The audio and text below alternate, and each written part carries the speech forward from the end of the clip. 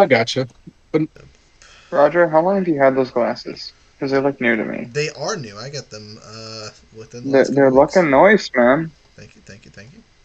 All right, we're on We full idiots. screen. I got all of you guys in focus, which really doesn't matter because you're all things. So, since we got a new person and we're waiting on others, and we'll get to them eventually, why don't you introduce yourself via your tag name, which is.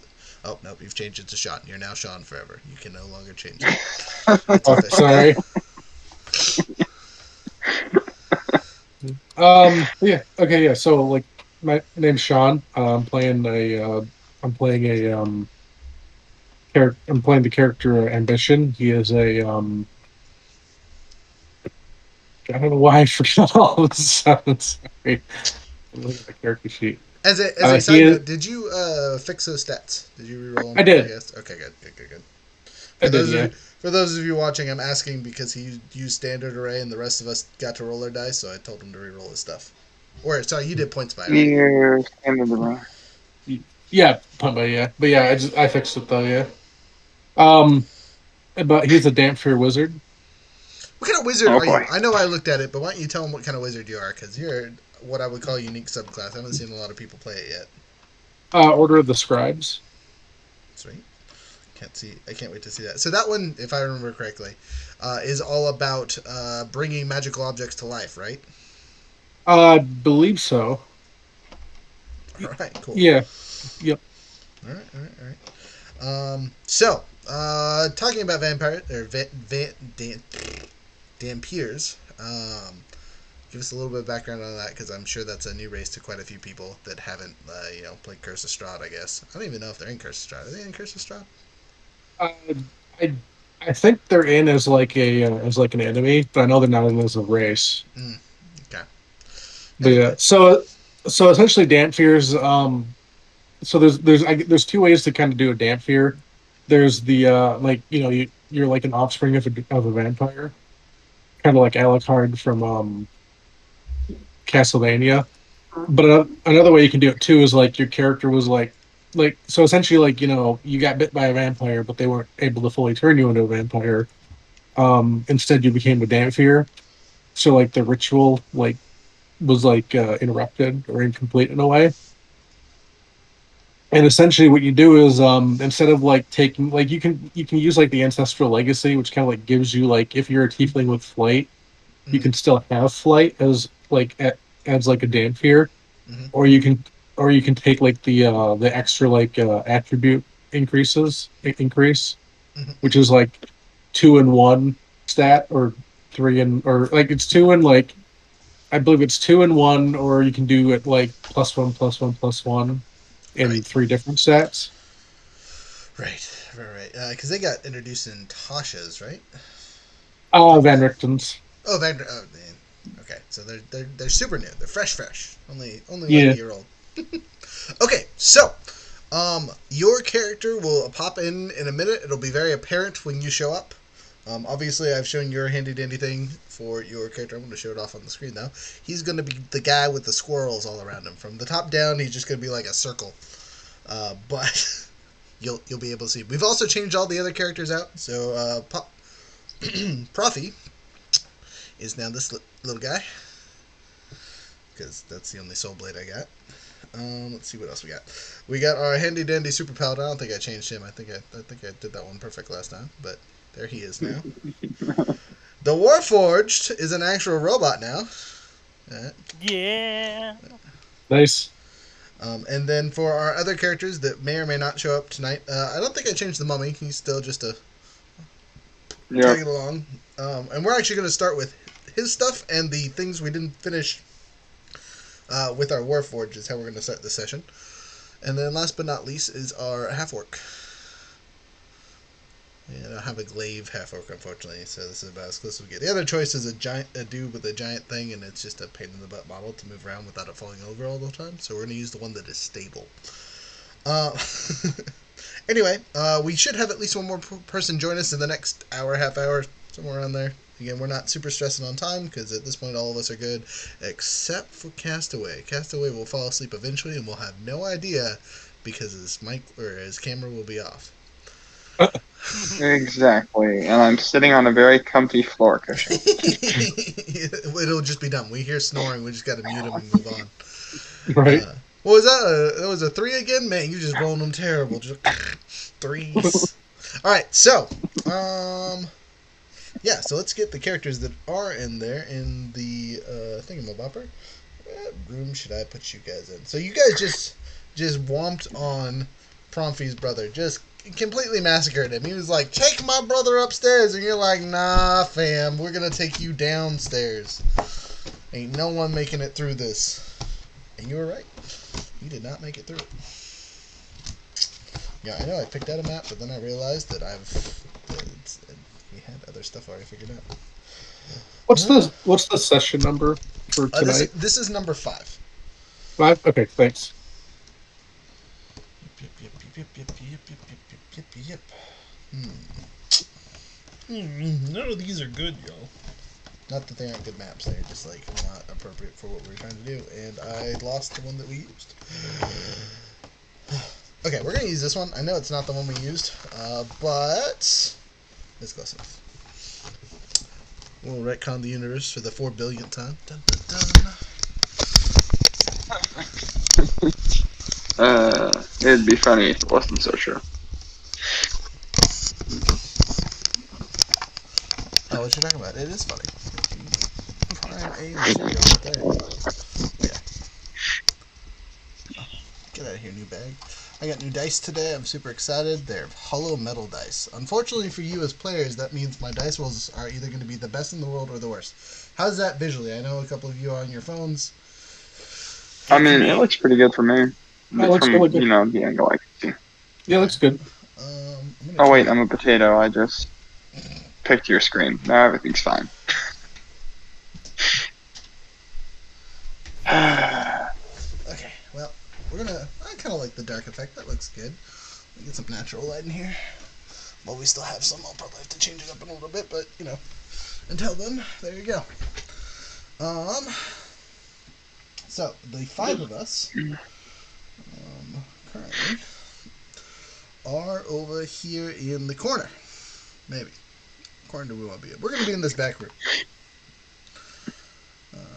Because there's those vats and things. I'm going to say you guys have moved upstairs while gathering some of the equipment. So, remember the stairs you guys had last session that you were dealing with? Yes, we came charging down the stairs. Yep. That's going to be these bad boys right here. So, you guys are at the edge of the stairs, popping your way up. They're double wide. As you are running up, Warforged, you picked up a fancy-pantsy knife off Hex's body. Yes. So, I'm going to click on my screen so the people on Twitch can actually see what's going on. There we go. Yeah, that actually looks pretty good. Again, natural lighting. Looks nice. Anyway, so, you picked up a fancy-pantsy knife, which activates your story feat, right? We talked about this last session a little bit. But your knife that you picked up is your command knife, right? Specifically built for you by Hexus. What this does is if you have it inserted in your body, it gives you the ability to use your natural armor class as well as the barbarian unarmored defense. So you stack and you got a ridiculous AC. But if it is hit or targeted, it does double damage if they hit there. Basically, it creates a weak point. They have to know. They have to know that's a weak point.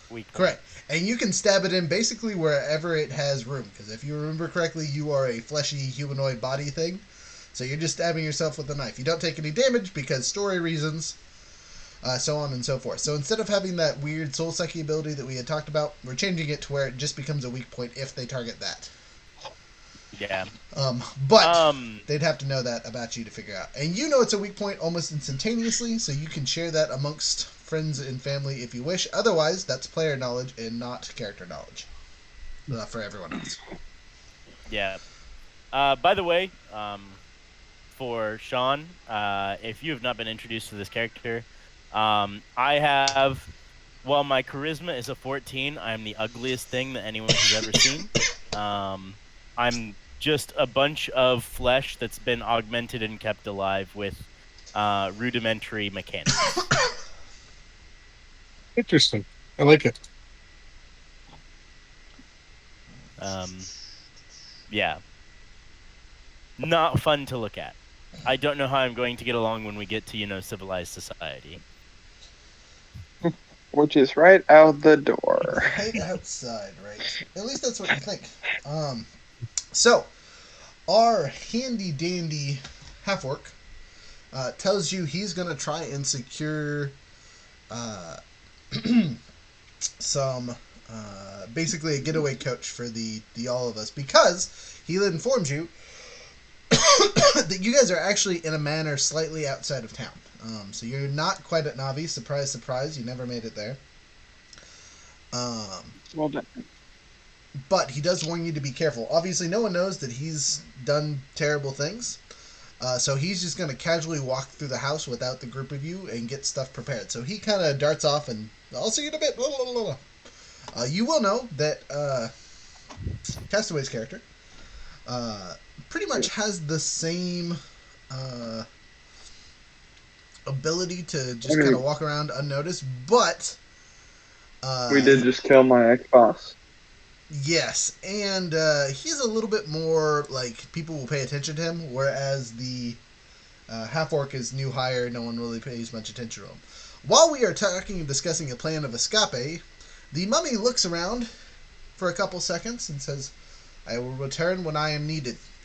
He touches the chest or the stone to his chest and kind of fades into like a vampiric-esque mist and disappears. Now would be a really bad time for another brother of yours to show up, wouldn't it be, Profi? I look around. If you remember, I have a whopping 6 hit points currently. I look around and say, "Yeah, that'd be real bad. I could use an actual nap, not whatever the heck we've been in for the last however long we've been in." Yeah. So, you guys pike your heads around the corner. What you see in front of you is a legitimate workshop, place of work, things like that. I'm going to start adding people to the board as you scout around. Everyone roll me some perception checks.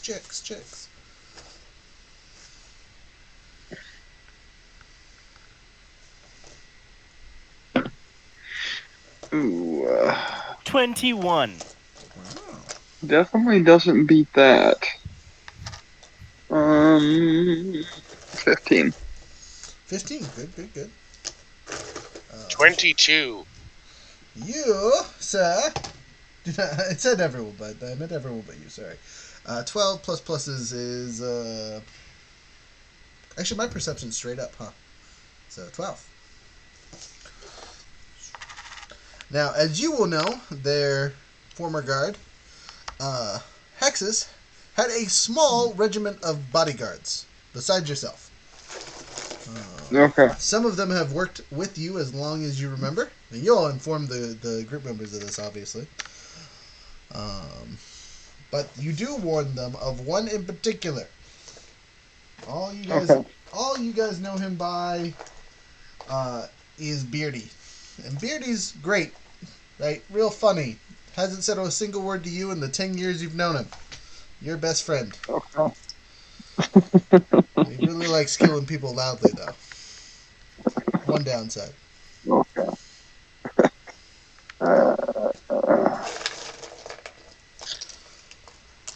Okay, so it's 1, 2, 3, 4, 5, 6, 7, 8, 9, 10, 11.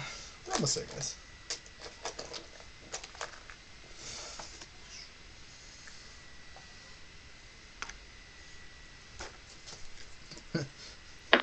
Hey, look, it's frozen. He shown up. Can he hear us? Are there words? Yes, there are words. Okay, good. Okay, 1, 2, 3, 4, 5, 6, 7, 8, 9, 10, 11. I got a 22 for my perception if it counts. Yep. So as you start stepping around the corner to go get the horses, you go, never mind, everyone's back. So you're right here when you look around the corner and see just everyone's kind of chilling and relaxing. That's not a person. That's a lightning thing.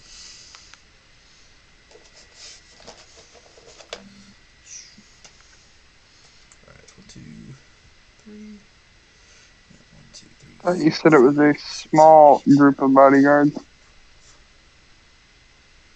Okay. Well, 15 people is pretty good for Imperial Prince or whatever you want to call your characters.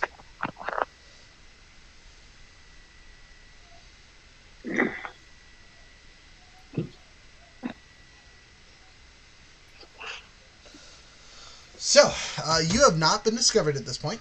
At least, let me check and make sure that's not a lie. It is not a lie, That's he good. says decisively. Profi, you might not want to, show your face. Here. What do you do? What did you... I assume you handed me something.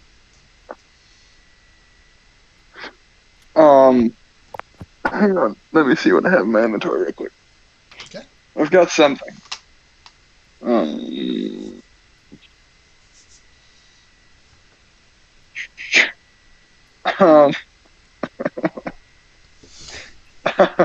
the only thing I could reasonably hand you is a water skin. As you hand me a water skin, I look at it. Thanks, pop the top and take a swig really quick. I feel invigorated, but I'm hydrated, baby. That's about it, though. So, as you can see from the layout here, this is the only real exit. The rest of the windows and things like that are small and just there for light. It is definitely dark outside because they have these torches lit all over the room. As you can see, there is tons of people in the room, and there's a little something in the corner here. I'm not going to reveal what it is until you actually look at it. Well, actually, I can because 2 of you have seen it before. It is an ogre. Oh boy. This one is relatively trained. It's a you wouldn't call it smart, but it's definitely not a complete and utter idiot. It is under lock and chain at all times, but you would know, or at least be reasonably assured, that it's there because it wants to be, not because it has to be. That's George. Don't go say hi. Okay. Dampier, you are sitting in the corner, tied up. Just chilling. Just so you know. I don't know if you can see yourself on the screen, but that's you from above.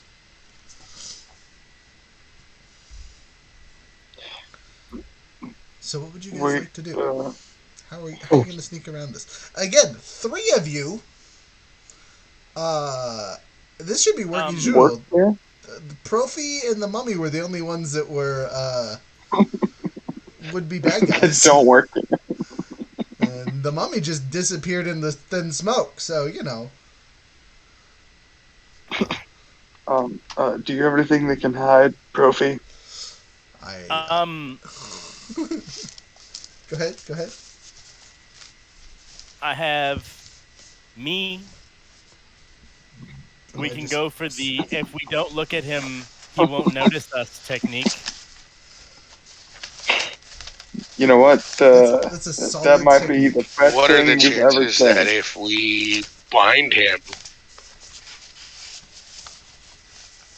You know what? What are the chances that if we bind Profi, we can lead him through as a prisoner? I'm going to pick up Profi and just carry him through.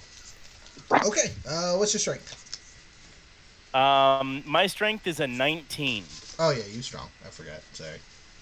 You the barbarian. Right. So, 19. Yeah, you picked my scrawny little thief face up. All right. So I'm gonna pull my character off the board because he's on your back. Your movement is my movement. I can't move freely because you're basically grappling me. Okay. I am basically gonna roll intimidation for as I walk through, so that nobody wants to look at me. Nobody wants to think about what I'm doing. Okay. Okay, so as you do so, you round the corner and see all these yahoos kind of just lounging about because there's nothing crazy going on, and Hexus went downstairs to do the weird things that he does.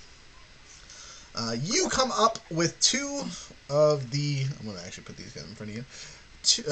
A new guy and second-hand man, besides Beardy over here. And you are carrying some scrawny little twerp. I got to roll for their perception. Man in the corner who's tied up. Go ahead and roll me a percentage die to see if they covered your mouth or not. That's my character? That's you. Man who's tied up in the corner. Gotcha. Sorry.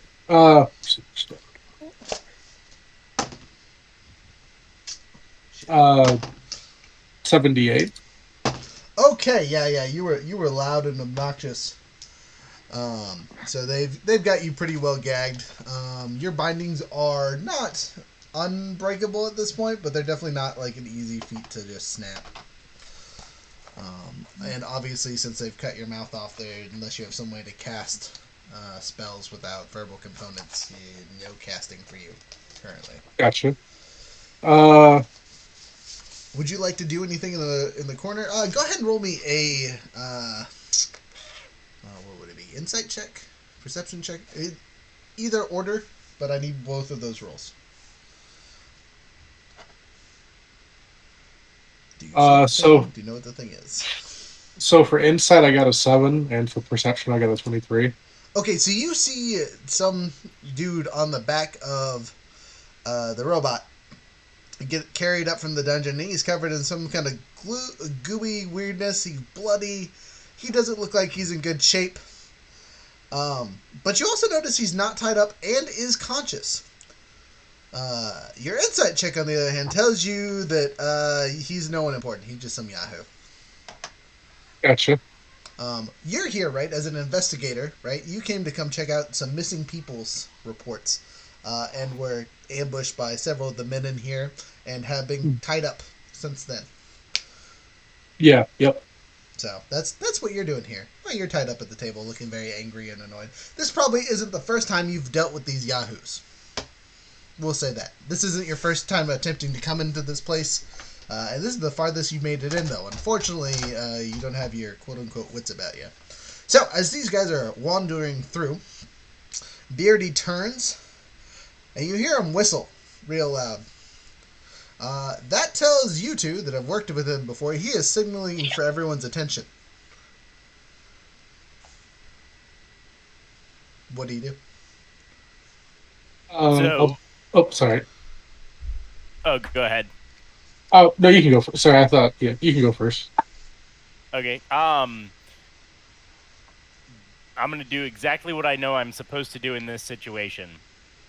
Okay. If I have knowledge of what he expects my reaction to be, I'm going to do exactly that thing. Okay, you stand still, petrified, as if listening for orders.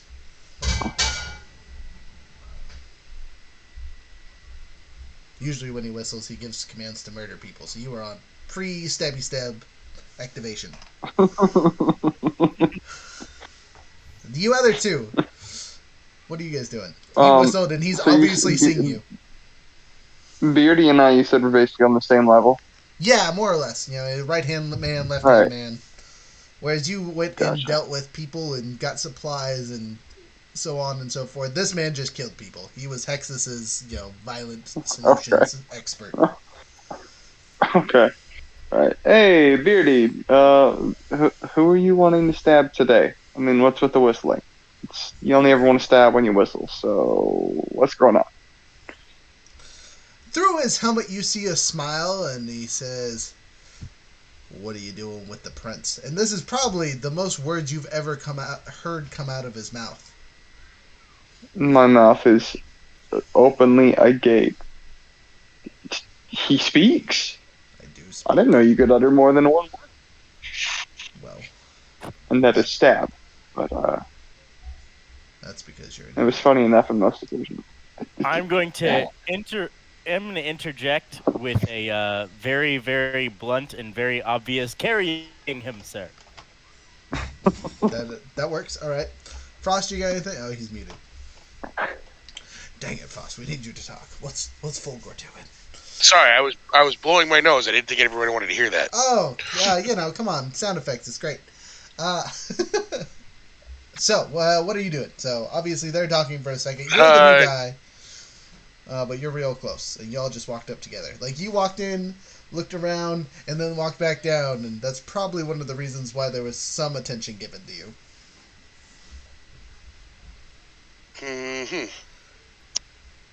I'm just gonna lean on my halberd and yawn.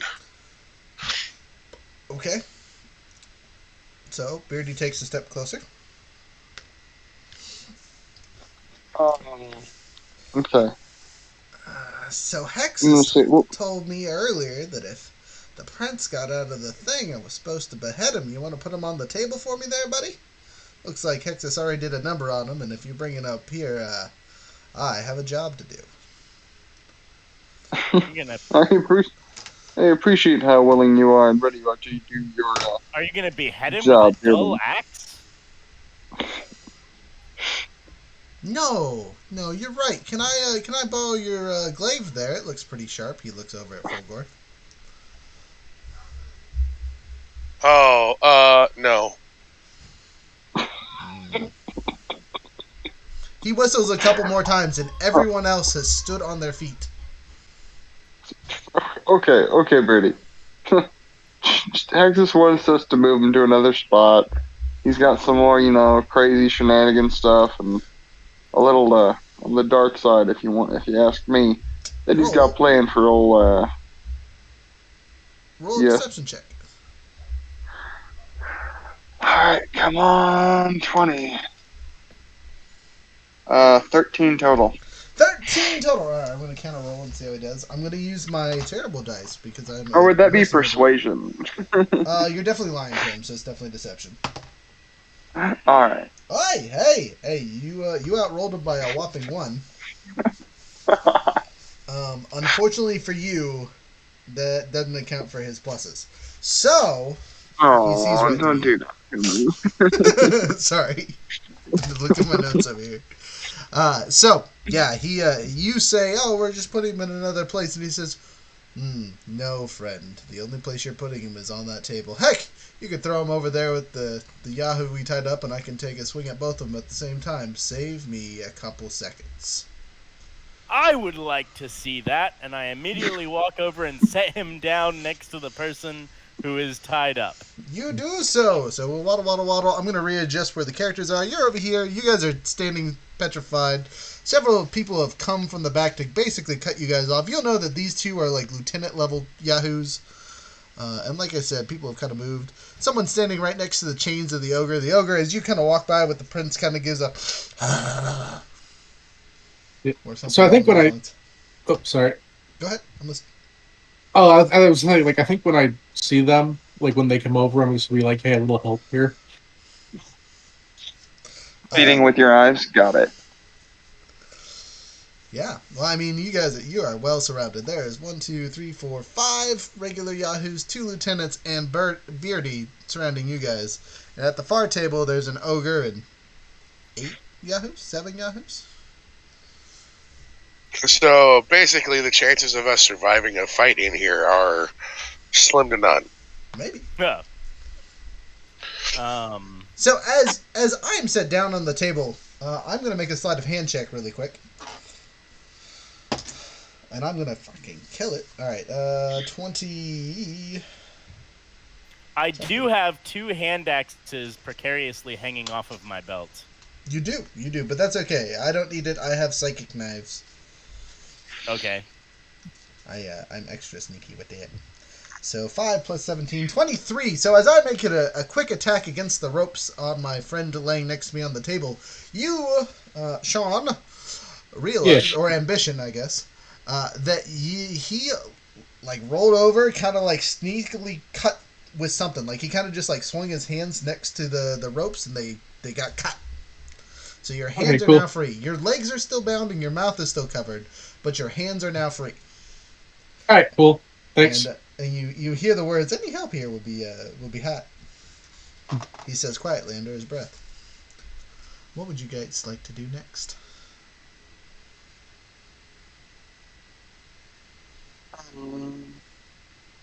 It is Western tension right now. Just everyone's hands on their hips.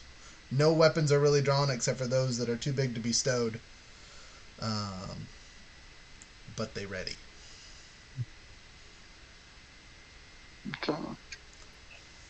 So the people who, like, everyone in red is like, they're all enemies, right? Yes. How I do these to make life easy for the tokens is if they're in a different enemy group, I will flip their colors because we got grays, and golds, and reds. So obviously the golds are a different enemy group for initiative stuff. Reds are all on their own initiative, except for you get the big ones. They're their own thing. And if they're a special character like Birdie, they get their own little token. Gotcha.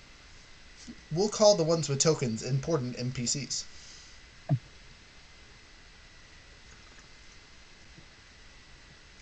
And if you guys remember, besides Profi, you guys are all not in the best of condition because we haven't got to rest or anything.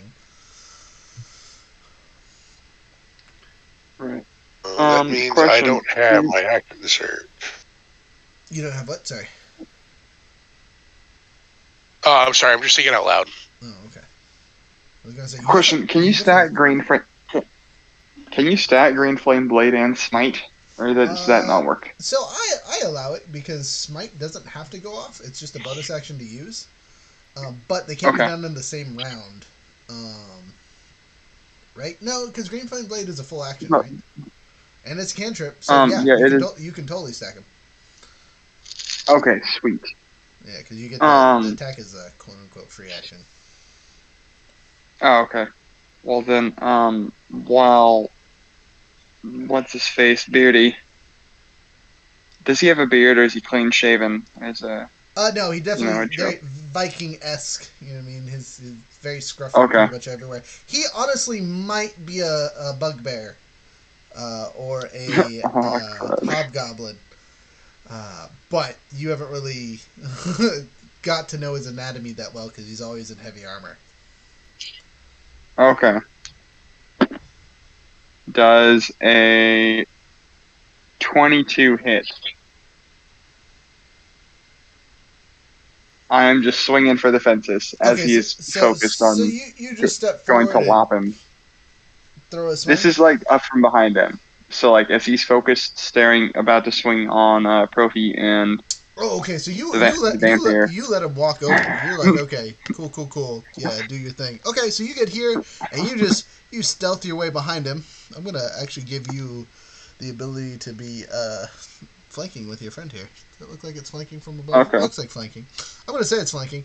Fulgore, do you move at all, or do you stay over here with all these yahoos? Actually, that's what I was going to ask. Is there any way that I can maneuver myself over closer? Yeah, of course. Yeah. So they slowly walked over here, so I'm going to change the positions of people. So you have. And you said you were giving. You said you gave me flanking, so I got advantage. Not advantage. Well, you'll get advantage from the surprise attack that you're about to throw off, but you're getting a +1 from flanking. Okay, cool. To clarify, +1 to hit. Okay. So, yes, Fulgore, where would you like to be abouts in this area? Like, by the table? Do you get right next to him? I'm going to say you guys probably don't all want to be in one corner. That would be a bad choice. No. Is it possible for me to be... Sorry, I'm on my phone again, so I have a limited view here. The white guy here is the white figurine that's Beardy? Yep, that's Beardy. All right, and who's standing right next to him? So right next to him is our handy-dandy wannabe paladin sorcerer. And across from him is the mechanical horror that is the barbarian. Laying on the table is Profi, which I will actually lay prone because I'm technically prone. And then tied up, sitting down next to him, is our new entry to the party. Not that he knows that yet. But now less than tied up, right? Slightly less tied up. Yep. He can do the but for all appearances, somatic components at this point, at least. Also, I have to take a moment and appreciate his profile pic. Just a little bit. It's okay. As the dungeon master, that's. Oh, thanks. Yeah.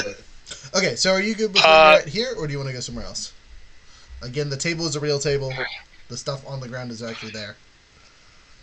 I mean, I understand not having everybody in the same corner, but I kind of want to take that spot that's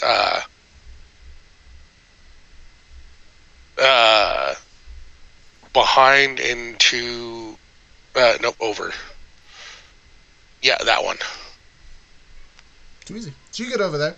As you do so, you notice that these yahoos have gotten up and moved around a little bit. These ones have kind of resumed sitting down at a table, but they're obviously like leaned back over the shoulder looking at you guys. So, let me finish this message. I'll be right there.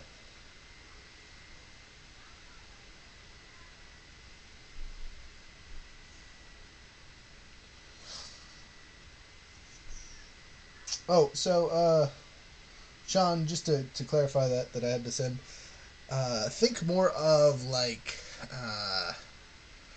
enhancing other traits comparatively instead of giving you pluses to numbers and things. Oh, okay, gotcha.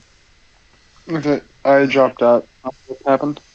Nothing. We're at a standstill. It's your attack. You make the attack. I'm going to see if Beardy saw it coming.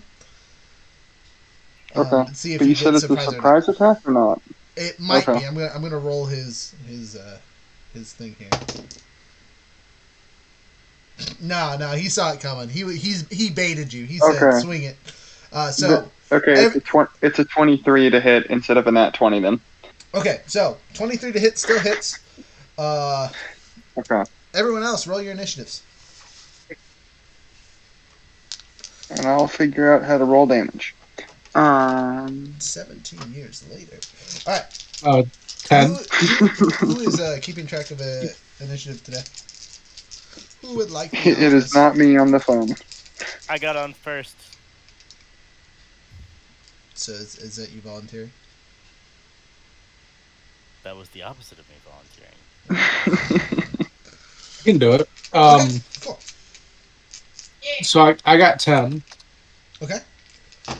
So, Beardy McBeard is going on 14. Oh, wow, that was a terrible roll for him. Let's see. Minions are going on 10. What's their dexterity? 1. Okay. I also have a 1. So, You'll go first because you're a player character. okay, appreciate it. Thanks. And then lieutenants are going on 20 even. So, dirty 20. Yeah. And Profi is going on 19 plus, I think, 5. So, no, 2. Why is my initiative so terrible? Oh, man, that's rough. Anyway, so plus 2, so 21. I'll be going slightly in front of the I rolled a 13. Okay. Any pluses? No, that's total. 12 plus 1. Ah.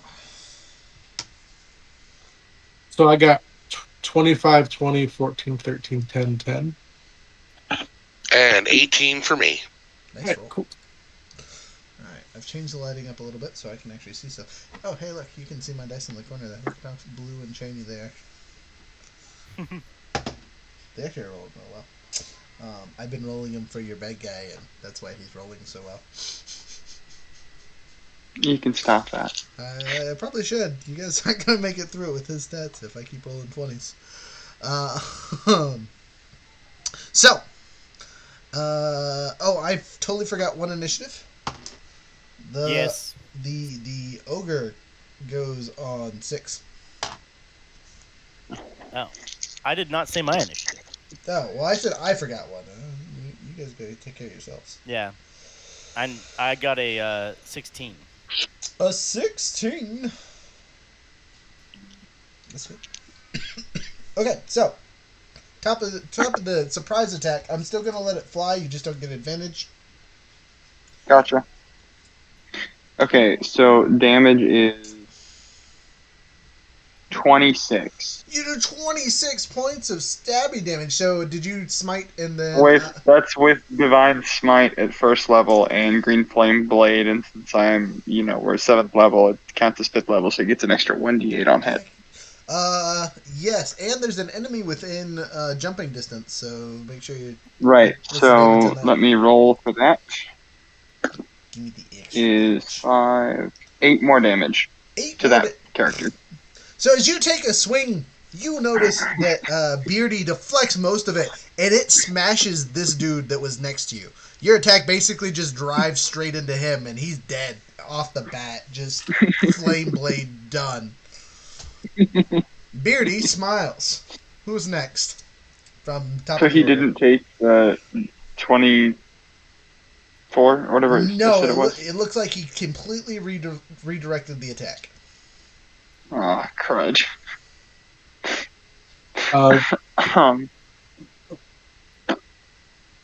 It said Profi's at 25. No, Profi's at 21. Oh, 21. Oh, sorry. I thought it was 25, and then I looked at my character sheet, and I only have a +2, not a +5. So Oh, gotcha. I rolled a 19. Hmm. I was doing something wrong, and I can't remember what it was. Oh, nope, I totally remember. Don't mind me. So then after Profi is the lieutenants. Wait, Profi hasn't gone yet. Oh, sorry. It was just a surprise. So on top of the initiative order? Heck yeah. Prince Boy McGee. Alright, so I'm going to use half my movement to stand up, and then I'm going to use my bonus action to say, not today. Doop-a-doop-a-doop. I'm going to sit in the corner. Then, for my actual action, I'm going to pew-pew at this guy with my weapon. Because I still have one of those. So I pulled out my short bow, and I'm yeeting my short bow at this guy, praying for good things. Let's use the mean dice. See how it goes. It's either going to be a critical or a 1. There's never any in between. Alright, well, it was close. It's 17. Plus 5 hits. So, you guys are next to him, so I get to add sneak attack. It's a short bow, so it does a whopping d6. Yeah, and we'll go from there. So I short bow away. Hiya! 4 whole damage. Plus 2. 6 whole damage. Yeah, I'm a little upset. I made an attack, so I'm gonna create a psychic blade and throw that too. So I shoot a bow and then take my offhand and yeet my dagger at the same guy. That might miss. 9 plus. Oh, that's my psychic blade. Should be plus 5. Plus 5, so 14 misses. These guys are wearing relatively good armor. Like, none of them look unequipped. I'll say it like that. But, yeah, I did a whopping 6 damage. That's my turn. Sorry, guys. I need a bard. I need a bard. Need that buff, baby. Alright, next. After me is the lieutenants. So, lieutenants obviously stand up.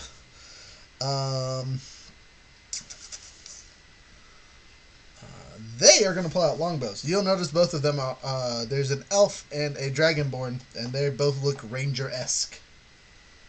Luckily for us, no hunting dogs, at least not inside. Alright, so there are 1, 2, 3, 4 targets that they can both see well, so I'm going to use a d4, going from nearest to farthest. First one attacks number 4, which is the why would they shoot the wizard who's tied up? Okay, I'm gonna change that because the wizard hasn't done anything yet. He's still technically tied up. So there's 3 targets. Same thing. Number 4. He was really annoying. They just didn't like him. Just didn't like him. Yeah. All right. So first one's attacking our paladin. Big surprise. Second one's attacking the Warforge. Warforge over here again. Wow. Get dunked on apparently. All right. So they both looked to throw a hunter's mark on you guys. I got this one. I got this one. First one misses the paladin because it rolled a 2, and I don't care what its pluses are. Warforge, on the other hand, took a 16 plus pluses. What is your AC? Mine? Yes, with all your special bonuses, because I assumed you have stabbed yourself. My with armor the blade. class is 21. Okay, so 16 plus. It still hits. They have a plus 6, so I rolled 16, 22. Where are you? Oh, there you go. D8. Hiya! Max damage on that die. And with the Hunter's Mark, not quite full max damage. That's rude. You take 18. Get angry quickly. With 18 damage, yeah, I took damage. I'm gonna rage. So do you get to rage as a reaction? Yes. Okay, cool. Wait, no, it's not a reaction. It's a bonus action. My bad. Yeah, that's what I thought. Because there are some classes that let you do that for barbarians, but I don't think wild magic was one of them. That or it's a higher level thing. Yeah. But that means I can't resist any of that damage. Nope, you're taking it all, unfortunately. 18, you said? Yes, sir. Whoo! Good old 59 damage. Or 59 HP. Just like that. That sounds painful.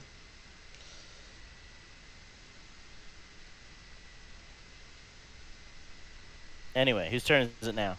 Yep. Who's next after the lieutenants? That would be Frozen, I believe.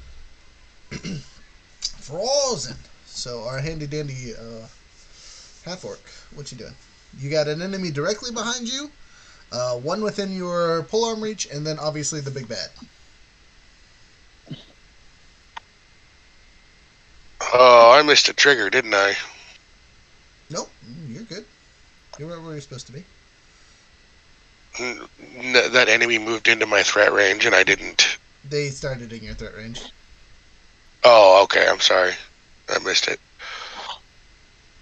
Oh, man. Now I'm kind of surrounded. That changes what I was planning on doing.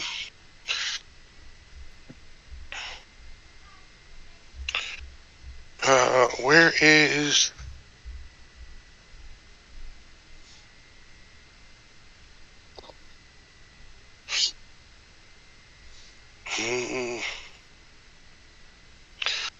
All right, I'm going to try this. I'm going to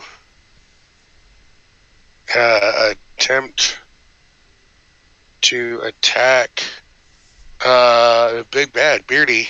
Okay. And use a trip maneuver on him. Okay, so you're going to try and trip him up. All right. Roll to hit. You do not have flanking quite, unfortunately.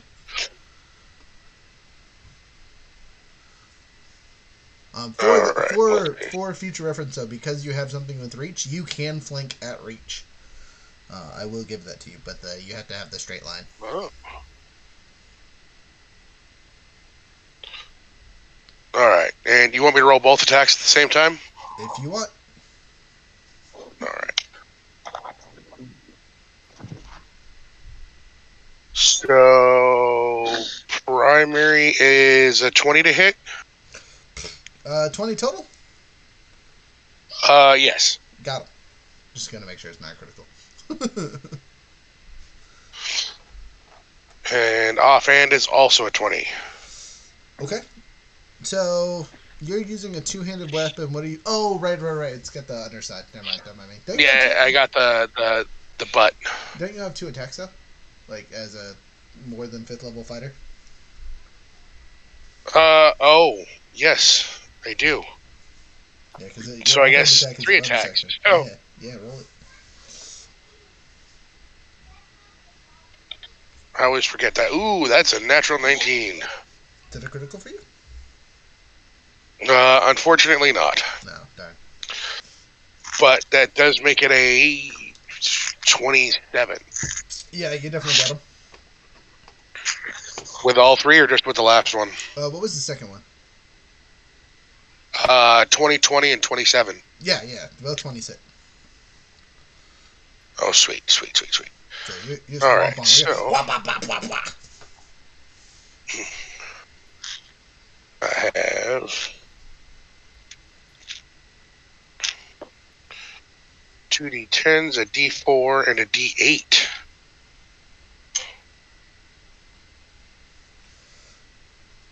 So 9,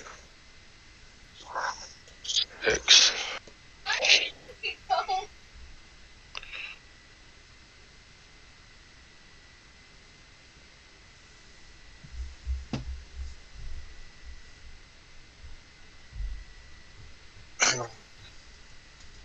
to 28 damage, and he's got to make a strength save. Okay, so strength save. Strength save, you say? Critical fail on that strength save. You got him. Boom! He falls prone. Oh no! Now, when you use your trip maneuver, does it cost you any dicey dice for that? Yeah, it cost me a superiority die. Did you get to add that to your damage? Yes. Okay, cool. Just making sure you did. And I've already done that calculation. Perfect. Okay, a good solid swack and trip. Just out of curiosity, what attack tripped him? Probably the final main hand attack. Okay, so you... Because it would have been... So, I call it a main hand because I'm used to dual wielding instead of actually doing a butt attack. So it would have been main strike, butt attack, main strike. Okay, I'll allow it. That's good. So, swacked him. He's down on the ground. He says, "Oh, who's next?" I believe that's technical difficulties is next. Awesome. All right, the robot.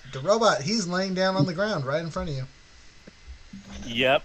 Which gives me advantage, which I am going to forego Yes, it does. for the 2 targeted attacks on his neck. Okay. He threatened to cut my friend's head off. So I'm gonna clarify targeted attacks. You can attack body parts. You cannot specifically attack the neck all the time. Okay. Otherwise, combat's gonna be real easy because you're just gonna decapitate people the entire time.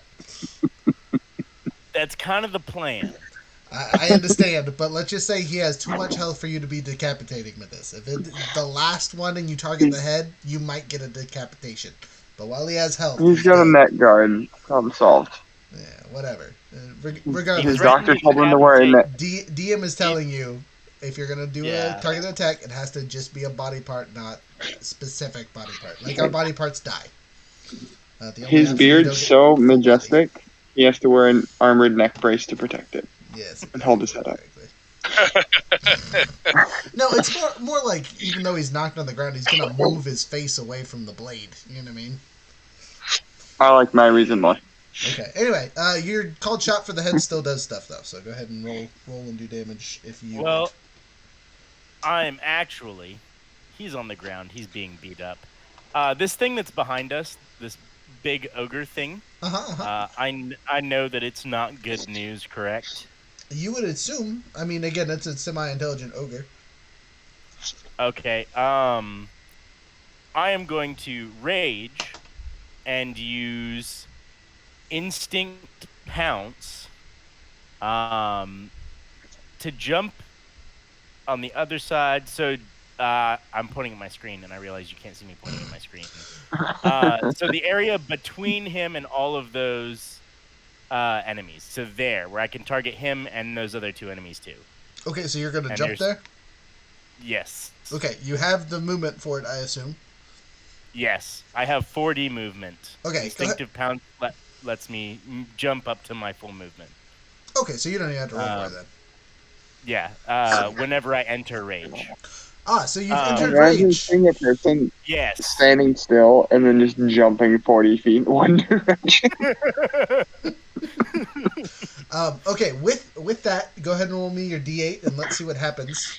Because Oh no, my table. I have to pull my table out. I totally forgot about that at the beginning of this. I have it on here somewhere. Right here. Okay, 1d8.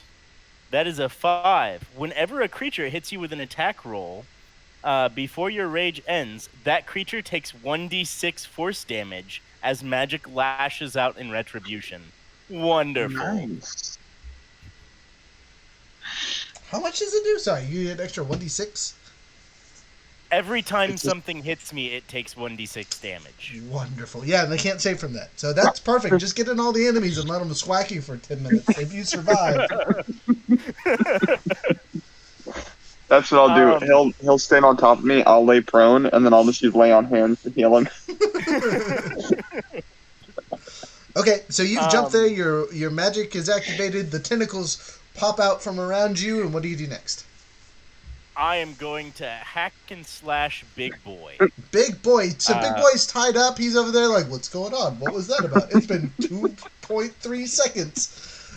Go ahead. Roll your attacks against this creature. He's not surprised, but he's surprised. So, first attack is going to be a 20, dirty 20. Not even. Got him. Let me just tell you.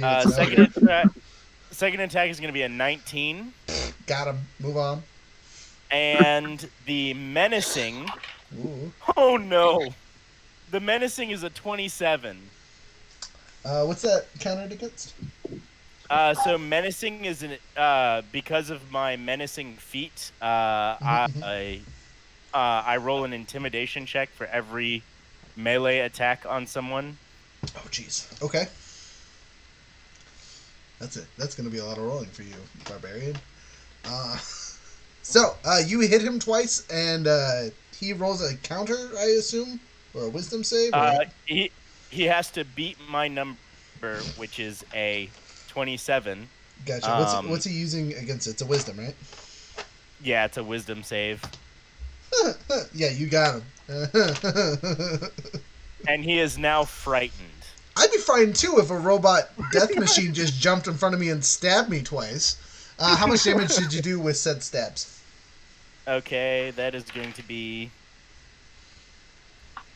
That's 10... That's 18, 19, 20, 21, 22 damage. You do 22 damage.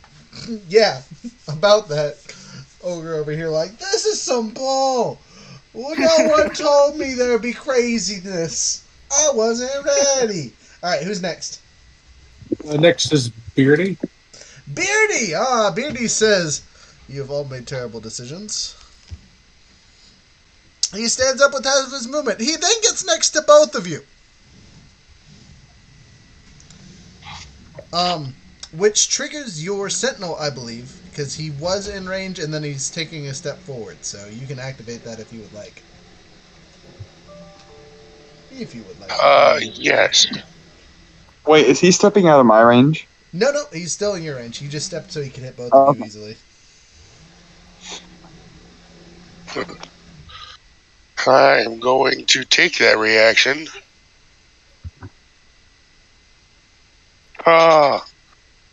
Percy, hand me that, please.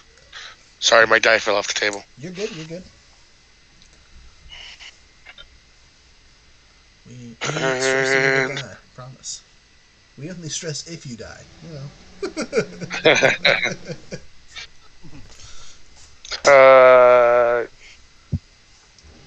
Math is hard. 26? We lost Castaway. 26, yeah, I got him. Roll damage. So that stops him in his place, right? Yes. Okay, so he stands up, takes a step forward, and you just, wah, you stay still, sir. Roll damage. That's 11. 11 points of wata. Wata, indeed. Yeah, he's there. That hurt. So, that means he only has one legitimate target, because again, the wizard hasn't really done anything. He's just tied up behind him, allegedly. He turns to his former friend with the blood-curdling smile and says, I've been waiting for this! He makes 2 attacks with his Axe o' Doom here. Okay, so one of them misses terribly, but the other one is a 28. Hot dang, that hits. Yeah, so he cleaves you with the second hit. So like you dodge, you're like, yeah, it's going good, and then he brings the axe just like straight up and catches you with it. I need you to make a Constitution save. Before I do damage. Okay.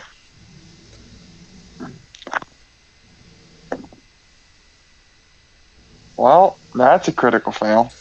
Unfortunate. All right, so that means he won't even have to roll for the blood part. Let me get the other roll done if I can find the right dice. There it is.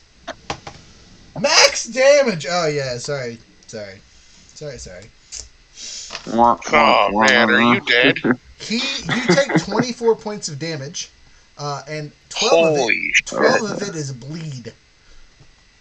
As Hang he on, I have just to do guts math. you with the axe. You said 24. Yep, Okay, yeah, 24 I did total, my math right. but 12 of it is bleed. It would only max out at 6, but you critically failed, so it doubled. Yep. You're gonna need to touch yourself and quickly. Yeah. That or someone else needs to touch him quickly. Anyway, after that, that's his turn. He just gets 2 basic attacks. His other stuff is more reactionary. Okay. It is now my turn. Yep. Ouch. So where'd it go? Drinking healing potions are bonus actions, right? Yes. So table rules: you can take a full action to drink all 3 doses at once, or you can do a vial or a swig for a bonus action. And that's just the what? 2d4 plus.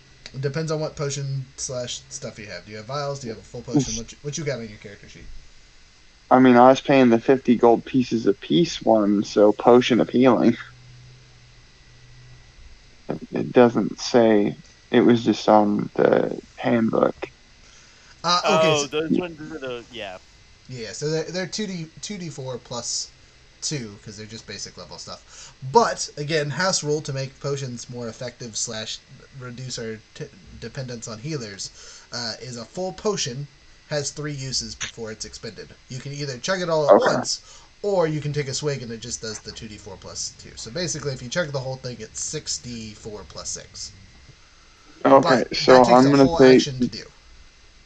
I'm taking the 2d4, so I'm Okay. adding 6 back. Okay, nice. For my bonus action, and then I'm gonna go over. Am I within reach of Provi? No, Proby's way over here, and I know you can't see it on your phone, but he ran off into the Well, corner. no, I can. It's just if I view it, my Discord crashes on my phone. Don't do that. That's why I Yeah, keep dropping out. he's out of the way though. So since he was first, he kind of like Okay, sat up, pew-pewed, and ran. okay. So I don't have to worry too much about him.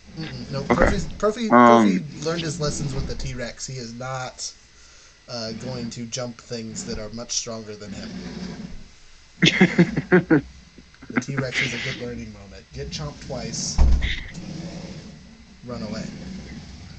Okay, then I'm going to cast the spell.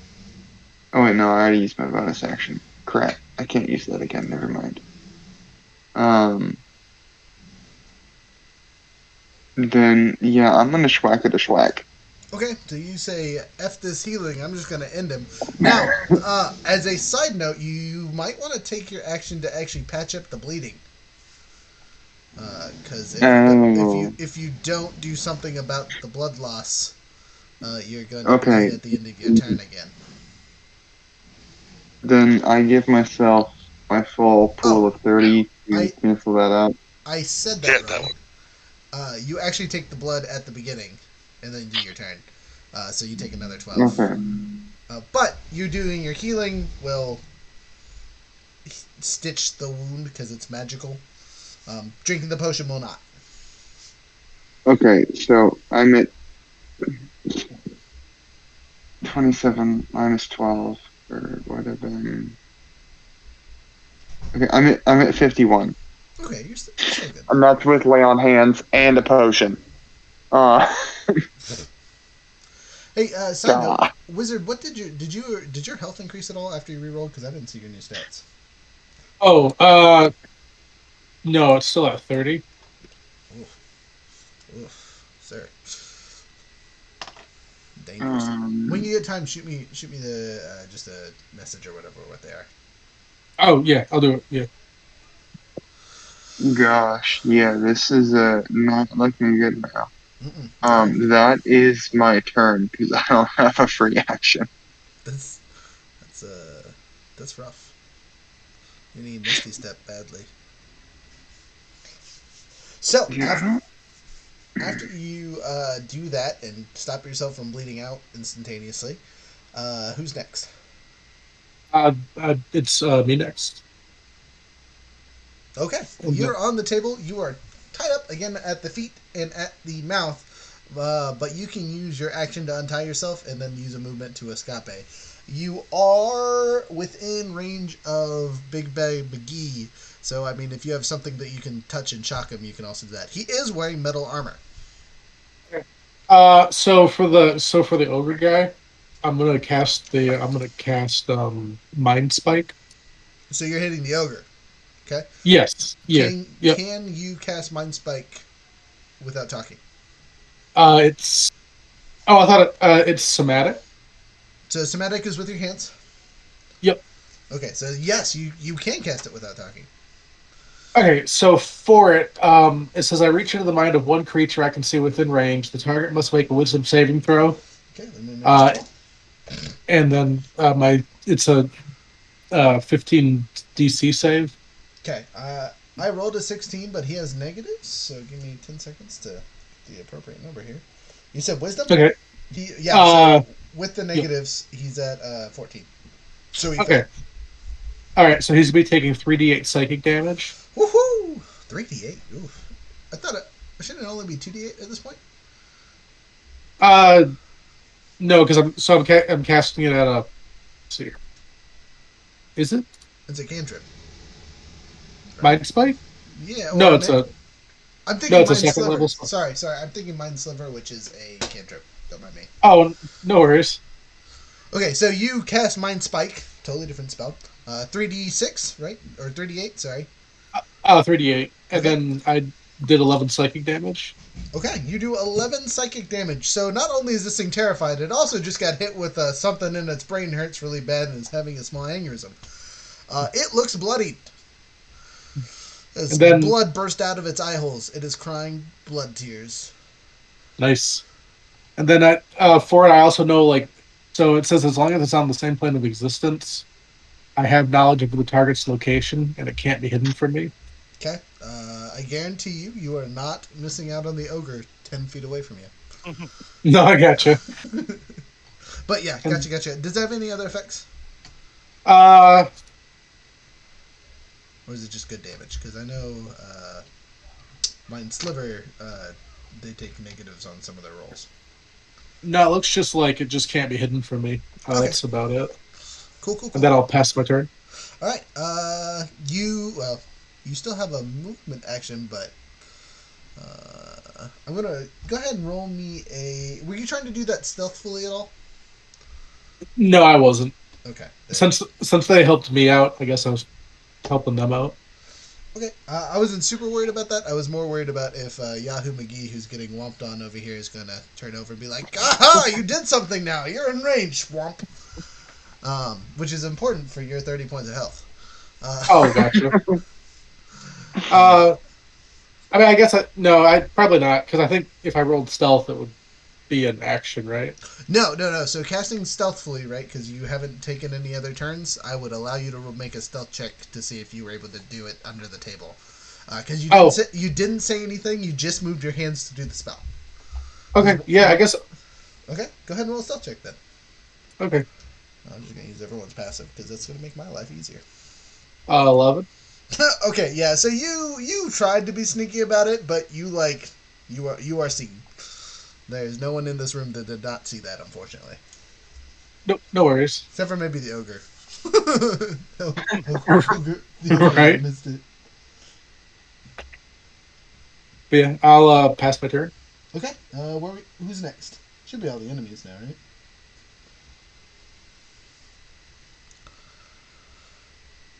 Yes. Yep. It's the minions next. Okay. So they all are rocking swords and things, so they're basically gonna just boop, da boop, da boop. That guy's not gonna move. That guy can't move because there's stuff in the way. Actually, he can go here. But you would be able to activate your thing, but he cannot because you already used it on Big Bad. Yep. 1, 2, 3, 4, 5, 6. 1, 2, 3, 4, 5, 6. They don't seem to have ranged weapons, unlike the lieutenants. They just have longswords. So most of them can't actually reach anybody. because tables and whatnot. So, looks like the paladin's taking an attack, the half ogre's taking an attack, the wizard's taking an attack, and the robot is taking 4 attacks. I take that back. 5 attacks, because I can wiggle these guys around. That guy actually can't reach it because of distance. So 5 attacks from the minions. Not free. Oh, gosh dang it. I keep forgetting I have pluses. Hey, if you're within 10 feet of me, you get a +3 to saving throws.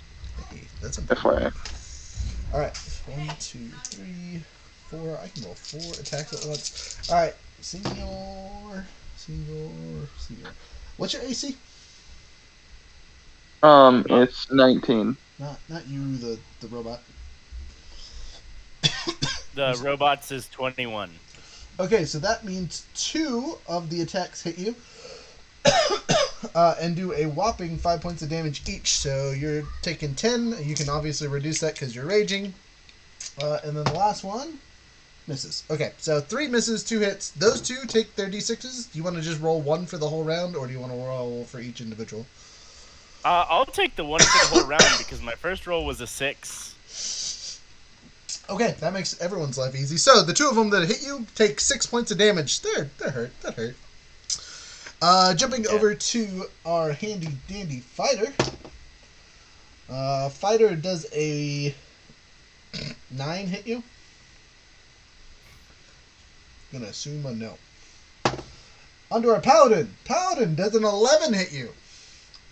No, it does not. All right, wizard. Here we go. This is where the 20 comes in. No, it's only a 12 plus pluses, so 16. No, sorry, 18. Do math right. Yep, that hits. Okay, you take a whopping 5 points of damage as one of the people with the longsword stabs you in the side.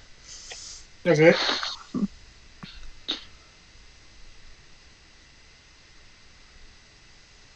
No. Can I like make like a free? I take that back. It's 8 points of damage, not 5. Oh, okay.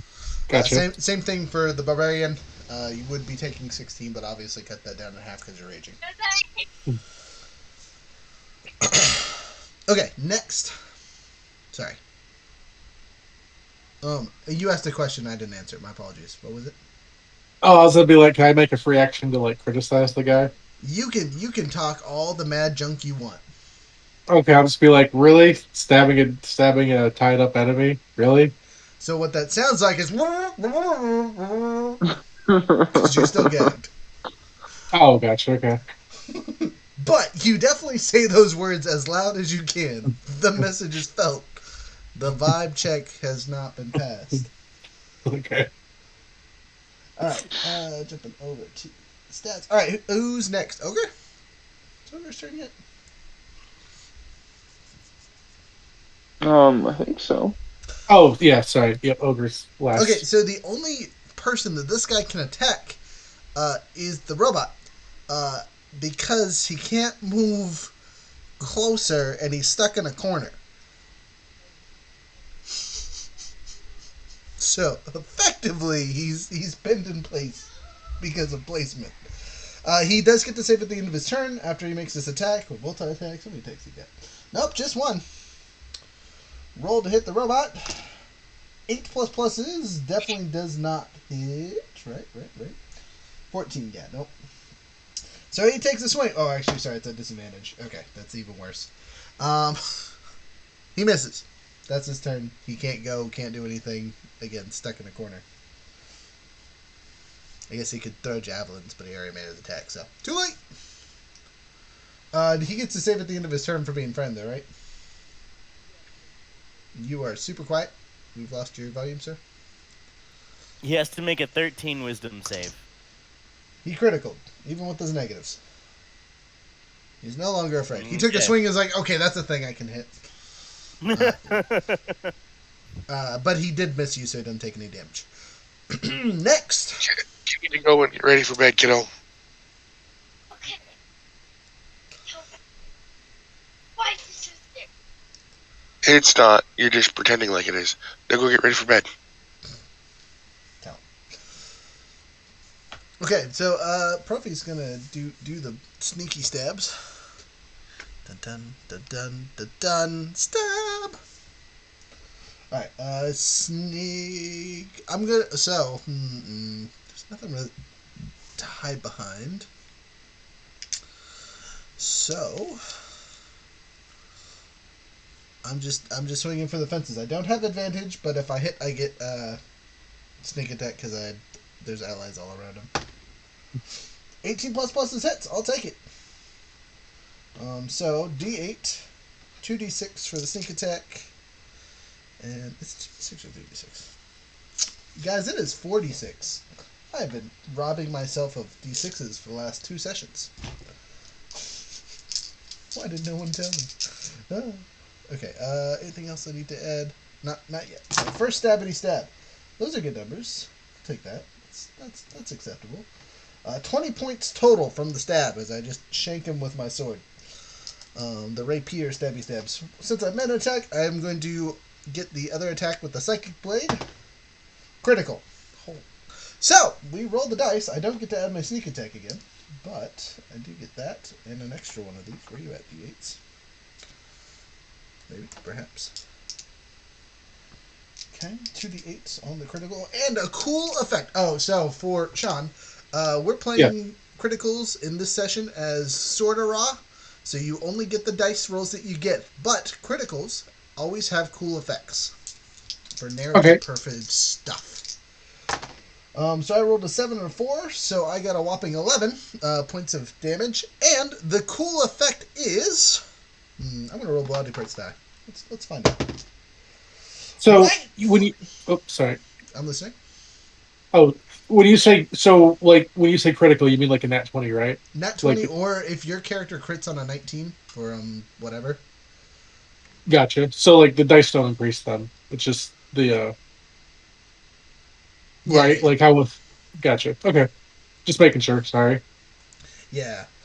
And the only reason we're not like double max damaging or anything like that, because that's usually how we play it, is we want to try something new and thought narrative criticals would be more exciting. Anyway, right foot. So as I make the first stab, I take the second stab and just plant my psychic blade into his foot. And he is stuck. He is pinned, not going nowhere. Which allows Profi to go, haha, 1, 2, and I'm out of movement. That's my turn. That's all I can do. That was the best Profi has ever done. I guess I have a bonus action. Oh no, I don't. I'm using that to disengage and not get stabbed. That's what I'm doing. Next after me is the LTs. The LTs. All right, so they have 2 people locked. So those are the people they're attacking. So Robot and Paladin. They both get 1 PPU. One rolled a 5 and one rolled a 6. Even with their pluses, they hinge. So the first arrow doesn't even hit the robot. The second arrow at least tinks off the Paladin, but he just kind of blocked it with his shoulder armor. No damage. That's their turn. They get 1 PPU. At least with their bows. Then next is, and then after that was Frozen. All right. Full gore.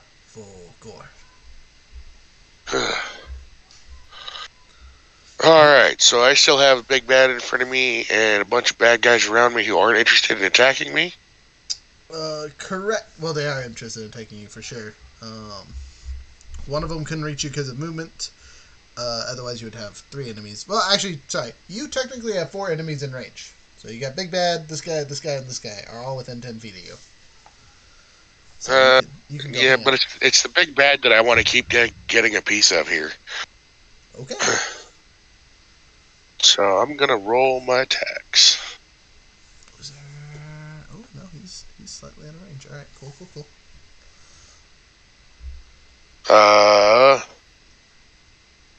Dirty 20. Okay, definitely a hit.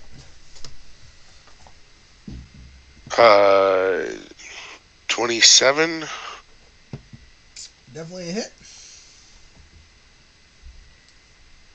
And a 1. And a critical fail. Okay, so your 2 first hits hit, so go ahead and do damage for that. Just like our critical successes, critical fails come with narrative results. You have your halberd. Okay, so, and there's an ally right in front of you. How convenient. What a bargain.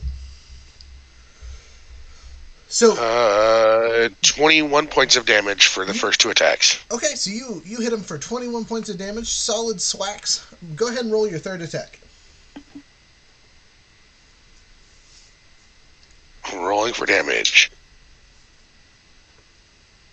is 11. You do 11 points of damage to the paladin as he kind of dissuades your weapon right into the paladin's shoulder. Paladin, I'm sorry. Oh.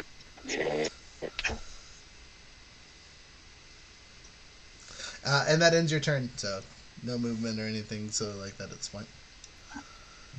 After Fulgur, who's next? So I forgot it's TD, but technical difficulties. I forgot the full name. Sorry about that. You can just go on by his character's name, which is Robot Boy. Oh, okay. Yeah, it's Robot Boy's next then. Spain, what's your character's actual name? Fodder. I'm Fodder 8. Fodder 8, right.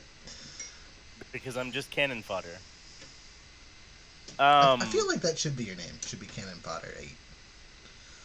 Okay, Cannon Fodder 8. I like Cannon Fodder. That's a great name. Anyway, sorry. Call yourself Cannon. Come on. Okay, bash with the great axe. Okay, who are you bashing? You are surrounded. You can fire in all directions. I'm gonna bash the 2 guys closest to the ogre. So this guy and this guy? Or these other 2? side of the ogre. Those 2. Okay. First one is a 15 plus 7. Got him.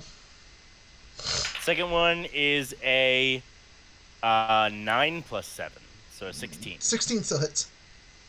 Okay. Intimidation checks on those. Okay. Is a 17 plus 8. Fails.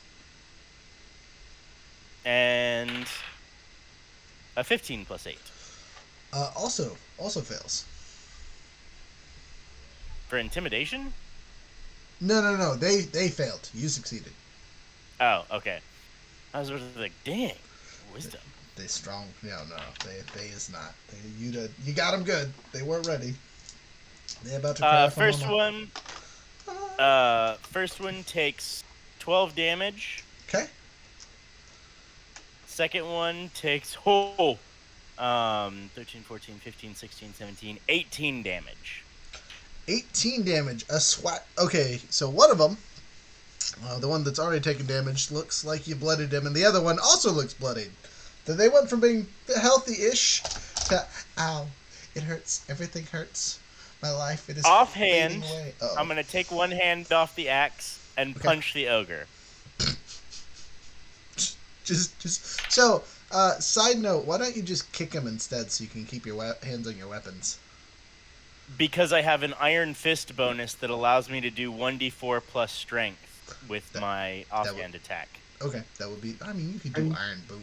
It's a... whatever. Okay. Robot. All points are not fleshy. You can't do a chest bump. I will not allow chest bump damage. Well, that's 16 to hit. 16 to hit. Hits, yeah. Ogres have the worst AC I've ever seen for a big old creature.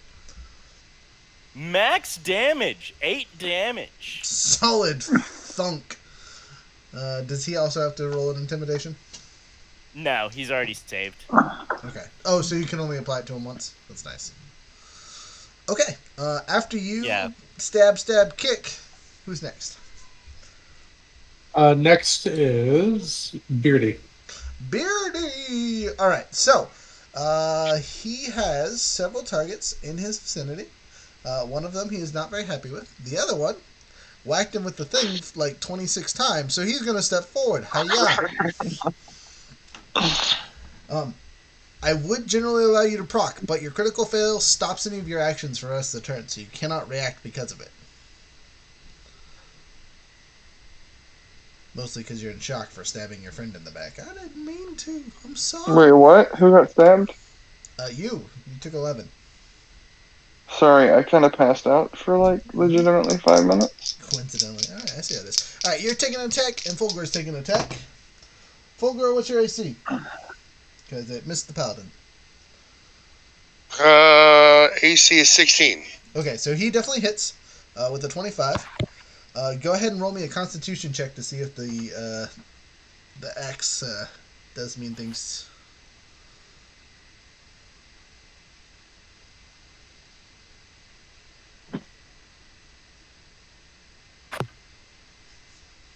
Um, 17 plus pluses. 17. Okay, so you save on Constitution. So as he hits you, it's just a regular chomp from the axe. The bleed does not take effect. You take. Sorry, math over here. 12. I totally forgot to add his other stuff to it last time. Whoopsie. Let's see. 16 points of damage. Also, Mock, take 4 more damage to make up for last time. What do you mean? I forgot to add this on one of my numbers. And you took max damage. Gosh dang, you almost killed take me. how much I heal damage? myself, and now you just keep doing damage. I'm sorry. How much? That's what I'm asking. How much damage did I take? 16. You took 16.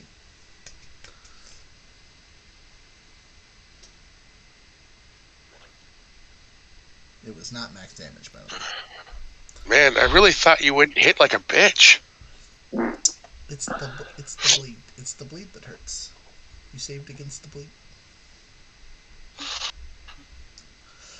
He is also looking not bloodied, but definitely not great.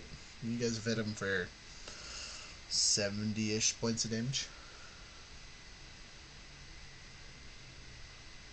So who's next? Next is Noah. Sweet. I'm going to yeet a net at him. At Beardy. all right. You're making a ranged attack at 5 feet. Well, I mean, it's not that far. Oh wait, he's in. Never mind. I changed my mind. He's really well armored. I'm not going to do that. I'm going to do Shocking Grasp. Okay. Switching over to the magic. I like it.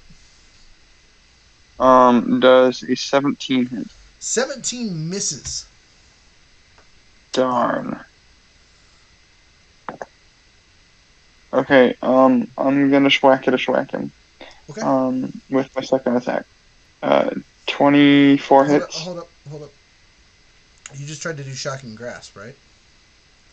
Yes. Okay, so you tried to do a spell and you missed. Okay, Offhand Attack then. Okay. 24 to hit. 24 hits. Cool. Can I Divine Smite about Offhand Yes. Attack? Yes, you can. Sweet. Divine Smite. Yeah, so the only thing with you using your weapon as an offhand attack, obviously you have to use it one-handed, and it doesn't get your plus to hit. So, like, if it gets your strength mod, you don't get to add your strength mod. Oh, wait, to hit or damage? To damage, sorry. Yeah, it doesn't affect the 2 Okay. hit, it affects the damage. Which seems so weird. I feel like it should be both, but, whatever. I didn't write the rules. 11 more damage. 11 more damage as you hit him with a Smitey Smite. He also has no allies to deflect that to, so you're good to go. Okay. Oh, I didn't use Green Flame Blade since it was a bonus action. Correct, yeah, you couldn't have, because Green Flame Blade is a full action. So, yeah, that is my turn, I'm pretty sure. Hang on. Okay. After you, who's next? Yeah, that's my turn. I'd be Ambition.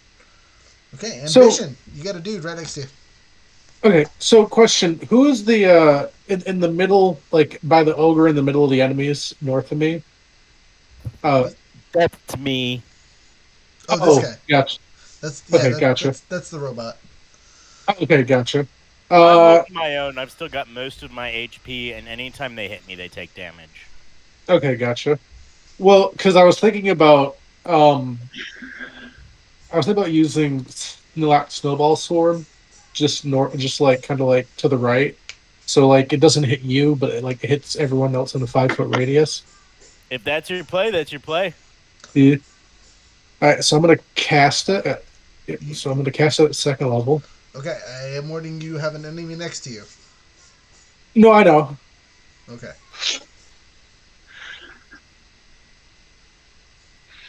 I guess I'm just trying to like do like, trying to help out the most where it's No, needed. I guess. you're good. I'm just warning you that you have a dude next to you, and casting that spell will give. Not did. Oh, actually, you have the War Mage's wand. Does that do anything special for you? Uh, so Wand of the War Mage, it just lets me have gives me a +1 bonus to spell attack rolls. In addition, I ignore half cover when making a spell attack. Okay. Yeah, so I'll do Snowball Swarm, so it hits the most amount of enemies, but doesn't hit um, cannon fodder. Okay. I'll cast it at second level. Second level. I was gonna say, isn't it a second level spell? Uh, It's like a weaker it version of is. Fireball. Yeah, yep. So each creature in a 5 foot radius sphere centered on that point must make a dexterity saving throw. A creature takes 3d6 cold damage on a failed save or half as much on a successful one.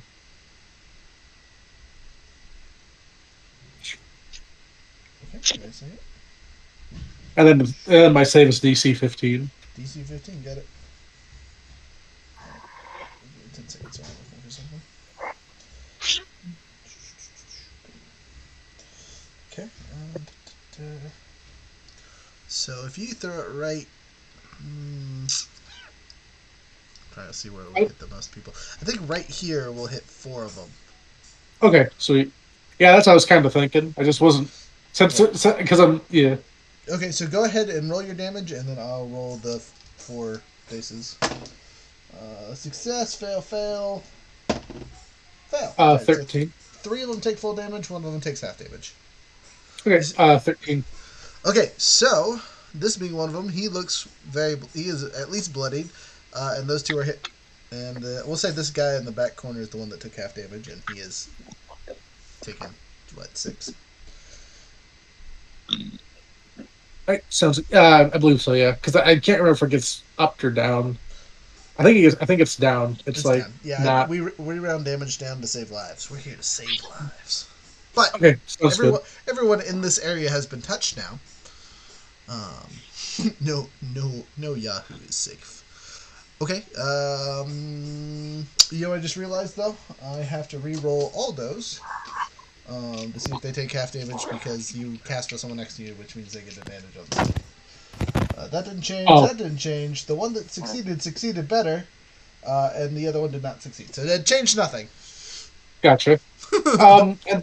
And then to take off the gag, would that be You an can, action or a bonus action? if you're just doing the gag and not your feet, one bonus action you can rip it off. Okay, I'll use that. I'll do that for my bonus action. You do so. I'm going to say you did that before you cast the spell because I'm pretty sure it's got a verbal part to it. Oh, I think you're right. Yep. Okay, yeah. Sorry about that. It's all good. It actually takes all 3, but like material components, you got a wand, you're good to go. Gotcha. After you is who? The minions. I wouldn't call them minions. These are much sturdier than minions, but. Oh, Yahoos. sorry. No, you're good. You're good. All right, so that dude's just gonna move up there. They're gonna make the attacks they made before. These guys have 6. 1, 2, 3, 4. You would get a proc except for can't quite fill in there. All right, they're gonna completely surround Spain's character. So I'm gonna move them to where they are. There, and the ogre fills that spot. So. The Warforged is completely surrounded, so I get to use mob rules. But only with 7 people instead of 8. Your AC is, you said, 23? Warforged? Or 21? I think it's just 21. Okay. Yeah. So that means they have to roll a 15 or higher, which means every 3 of them. So he gets hit twice for 10 points of damage. And 2 of them take... roll your d6 there. Technical difficulties. Cannon fodder. Oh, he's gone. He's back. Yeah, he's reconnected.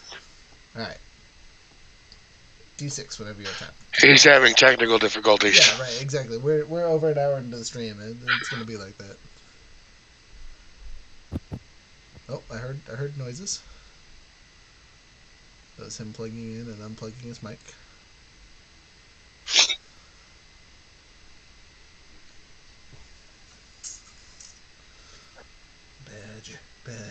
Badger.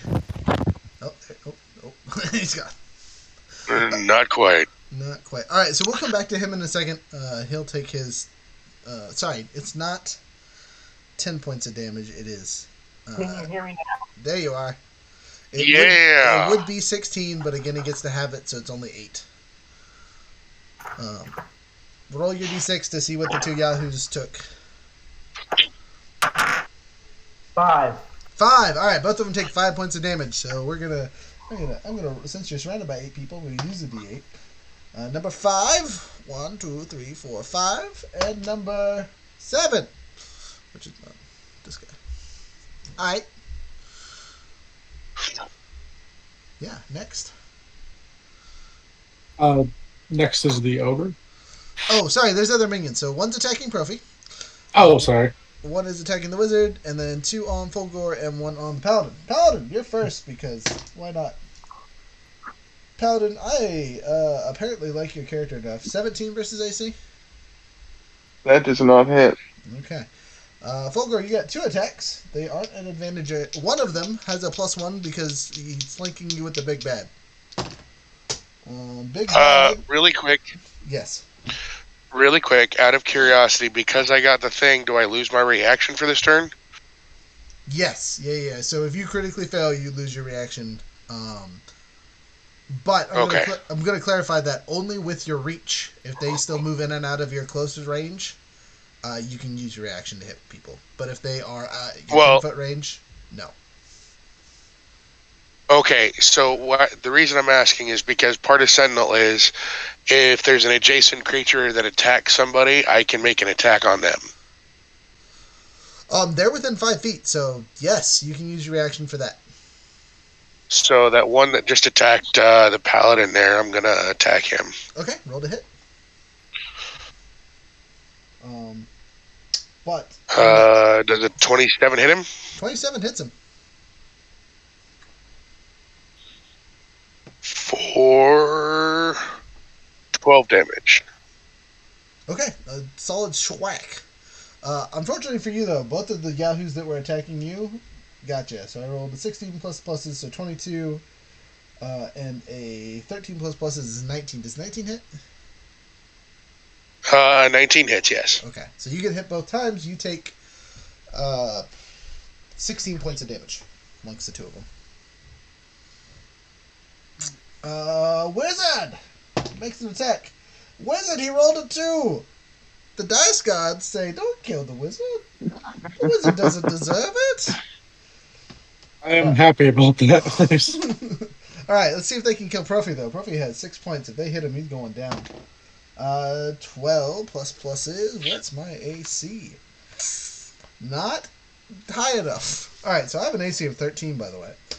So I'm a high-tier glass cannon. I get hit for 8 points as I am stabbed, except for I use my reaction to be like, no, not quite that bad. I have 2 hit points currently. Oh boy. Oh boy. Oh boy indeed. All right, that's a pin. I don't want to use a pin on my character. Someone stole my pencil. I'm going to assume their name started with an L and ended with an E. Okay, Profi over here rocking 2 hit points. Oh, I'm sorry, I had 5 hit points, so I'm rocking 1. I'm at 1 hit point. It was good knowing y'all. So, next, after the yahoos have gone, because they've done all they could, It's the ogre. The ogre. All right, so ogre can move.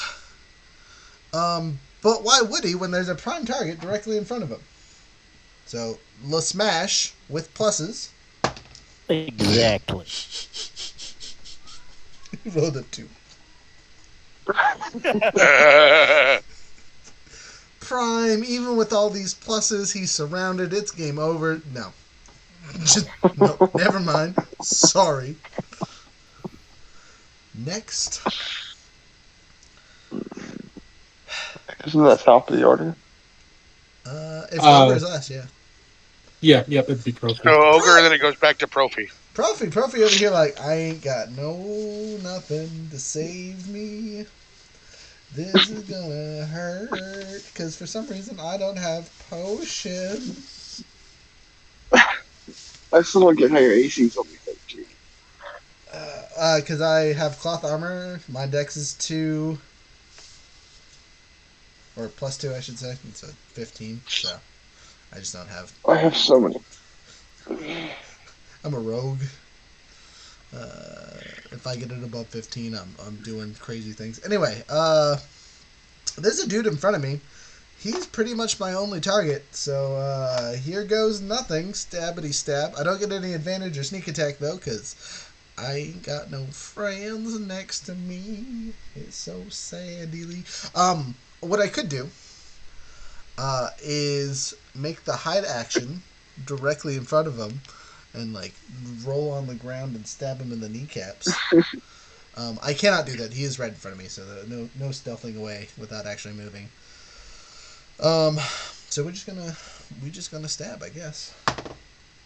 Okay, all right. Total of 18. That'll hit their AC. And then that's a D88. Oh yeah, stab. Max damage. 8 plus pluses is 10. I can't complain about that too much. Because I attacked, I got my Psychic Blade. So I'm going to make an attack with that. 19, naturally. Plus pluses. That hits for a whopping D6 extra worth of damage. 3 plus... I don't think it's actually plus anything. I think it's just D6. Let me look at the picture. Psychic Blade. Actually... Yeah, at this point it's 1D6. Whatever. Bonus action, another Psychic Blade, but this one only does a D4 if it hits. I rolled a 4. 6 does not hit this enemy. Or sorry, 9 does not hit this enemy. But he did take a whopping 13 damage. I did what I could, guys. I gave better than I got. Help. Profi goes, I've been grievously wounded.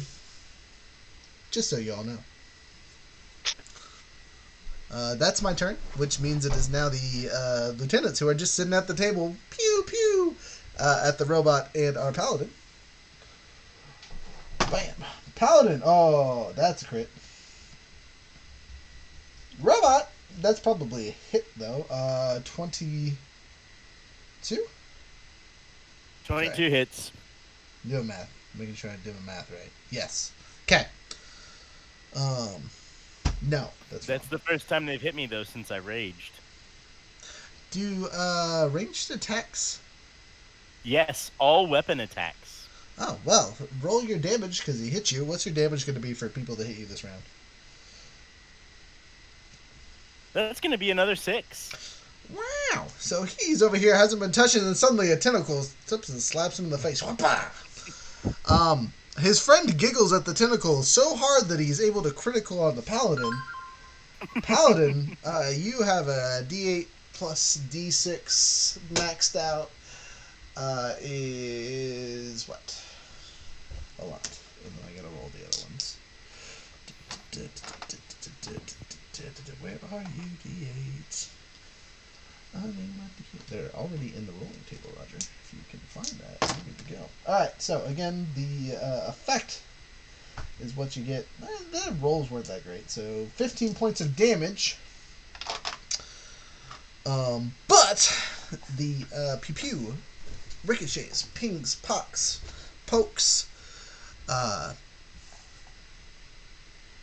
and he gets to make a secondary attack at disadvantage at one of your allies.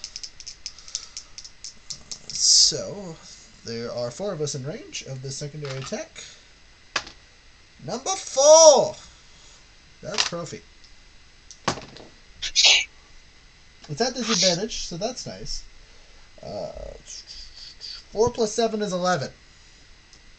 So I'm good by 2 whole things. That arrow shoots at Profi, and Profi like nimbly dodges, like, not like this, please.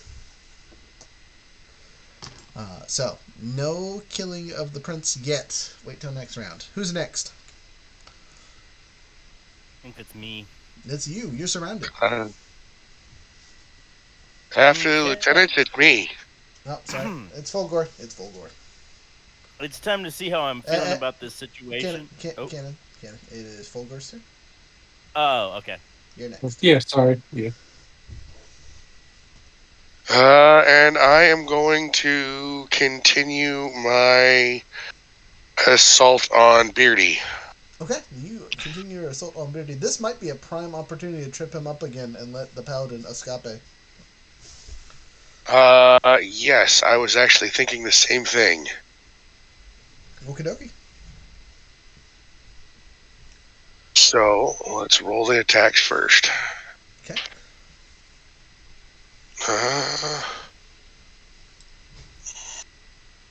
26. Hits. Offhand attack hits a 10. Misses.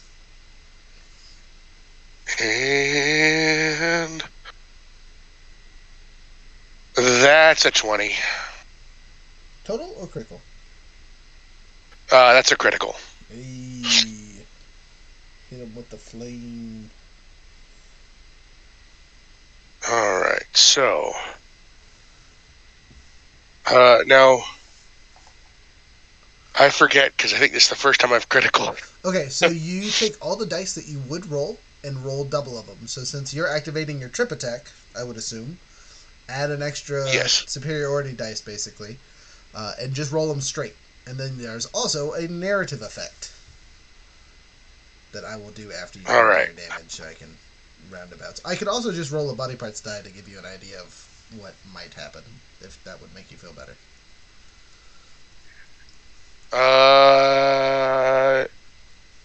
No, so I had the first attack hit, that was just a straight hit. Mm-hmm. So that one hits for 9. Okay. The offhand attack hit, and my final attack, which is the trip attack, hit. Mm-hmm. So that's 13 plus 7 is 20. Okay, 20 points of damage plus the 9 or 11 you did off the top. So, yep, not the bad schwack for 31 points of damage. Where'd you hit him? Let's find out. And he's got to make a strength save. Okay, left arm as you hit him. We'll see if his strength save goes through. 7 plus is 14. I think I did that right.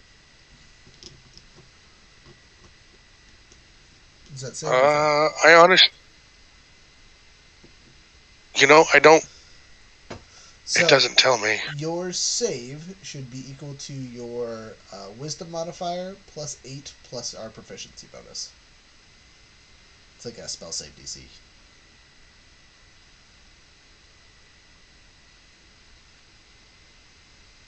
So that would be 12. Okay, so with the 14, then he's safe. So he's still standing strong. Yes. But, you still get a cool effect as you hit him in the left arm. You'll notice that as you cleave into his armor or whatever, a chunk of it just falls off. He has exposed skinny skins. You believe he is easier to hit. Sweet. Okay. After you and your attacks and your critical, it is back to cannon fodder. Awesome. Okay. So I'm going to see how I feel about this situation, not having killed anyone. I mean, yet. Yet. It's real close, I promise. Everyone around you is dreading what's about to happen. But yeah, roll your d12. Where are you at? I rolled a 9, so I'm actually doing okay. I'm not gonna do anything drastically crazy. I'm just gonna keep hitting them. As a side note, did I tell you I posted about that on TikTok? I was like, yeah, my players have a "how are you feeling" moment, and I ask them how they're doing. They have no idea. I tell them to roll a d12 and base their stuff off that. And the dude replied and was like, if that's true, you're deranged. It's like, I don't think that guy knows what the word deranged means. I think it's a cool effect. I like it. Yeah, that's super handy. I am stabbing the people to, I think, my character's left, it looks like. No, the two people closest to those two. No, over one. By the ogre. Yes, the two by the ogre. Yeah, these guys. Got it. Yes. Well, sorry, I guess my thumb's in the way from the top of the screen. I swear I'm pointing at the right ones. So the first one is 17 plus pluses. Got him. So the second one is 18 plus pluses. And actually, those two are already frightened.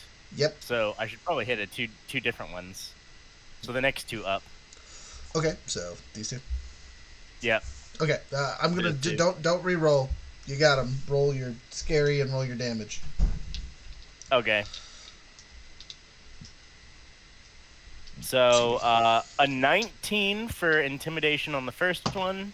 You got him. He's afraid too. And critical intimidation on the second one. He did not critically save, so got him. Would you like to say mean things at him? You got a bardic de-inspiration. I'm feeding you to the ogre. Actually, so with a critical frightened, he cannot attack. He can only run. Okay. You just made this man piss himself, basically. But that'll be on his turn, not right now. Okay. The first one damage is 14. Got him. You hit him in the left foot. He's screaming on the ground, bleeding out currently. Second one damage is 18. 18. Okay, so if he had 18, he already took that. And snowball. So he would run, but you killed him. He is dead in a pile of his own piss. You hit him in the chest. Final punch the ogre. Okay, roll. And that's a critical to punch the ogre. Okay, roll your damage. Shit. Cool effect. Here it comes. That is an 8 damage. You do. God dang. 8 damage as you just punch this thing in the chest again. It's over there. It's already bleeding blood, crying, in lots of pain. There's a mind spot going on. It's just having the worst kind of day. It becomes enraged. There is no friendly targets. Oh no.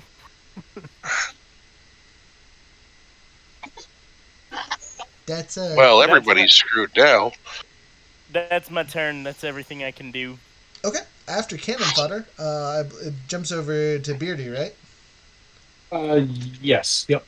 All right, Beardy. I don't know where our paladin went to. Someone text him and see if he's alive.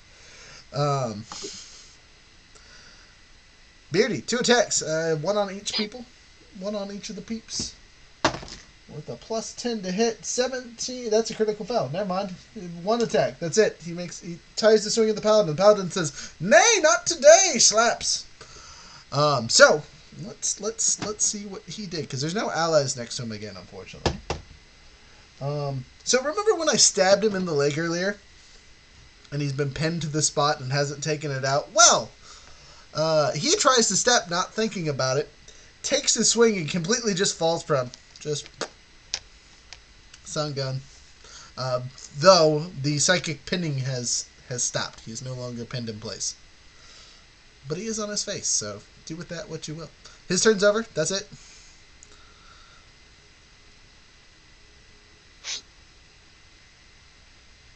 I'm texting O right now. Sorry. You're good. You're good.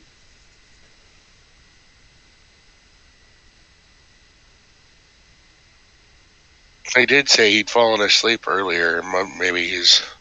Yeah, so he's East Coast time, like half of our party at this point. So I'm not super surprised. Hmm. Our other party member, unfortunately, was dead dog sick tonight, which is why he's not here. Allegedly, he could just be out partying and want to hang out with us. No, knowing him, that's probably not the case.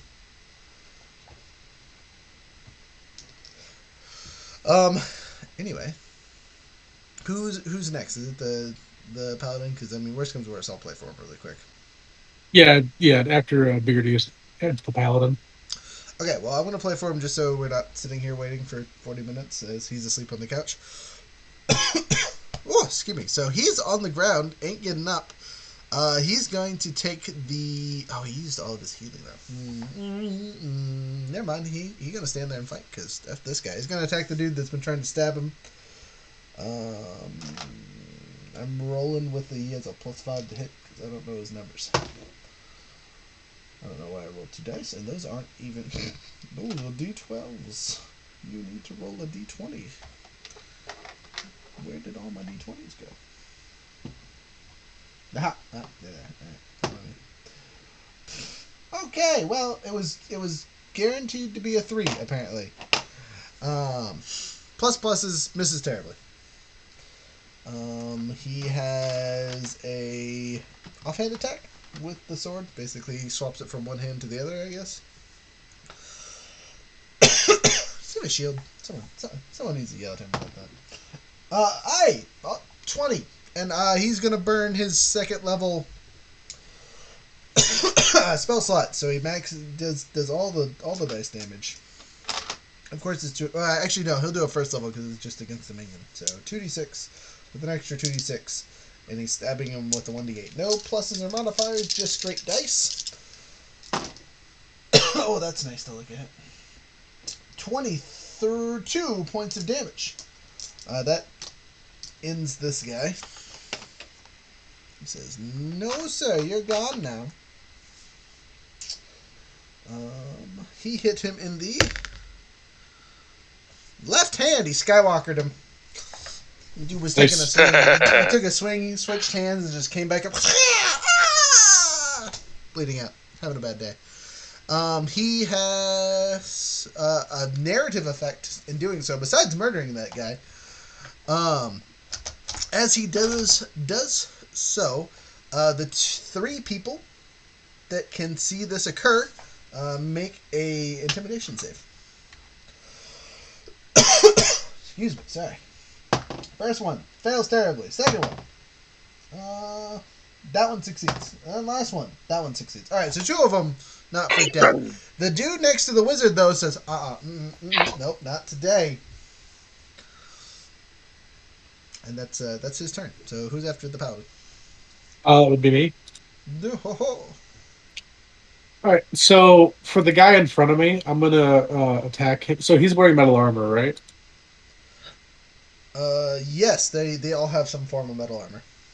Okay, so I'm gonna use shocking grasp, and then because he's wearing metal armor, I have advantage on the attack roll. Okay. Well, it says, if the target is wearing armor made of metal. Yeah, these guys are wearing some kind of chain. You're good. Okay, thanks.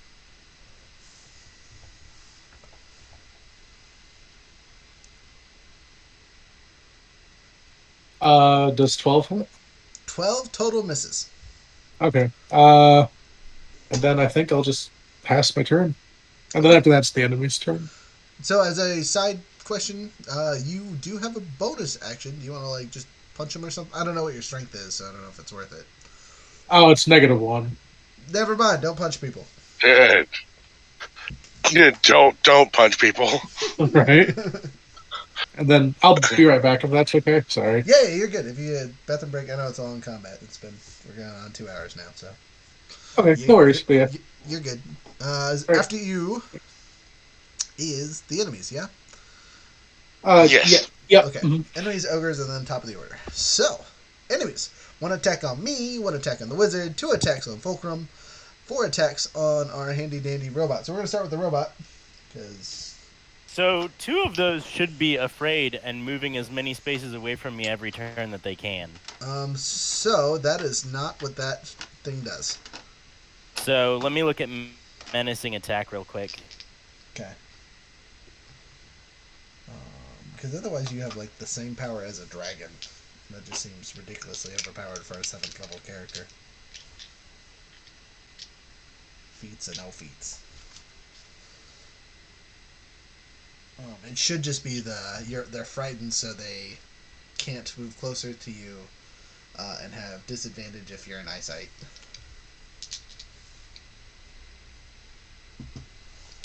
Seriously, I'm missing a die.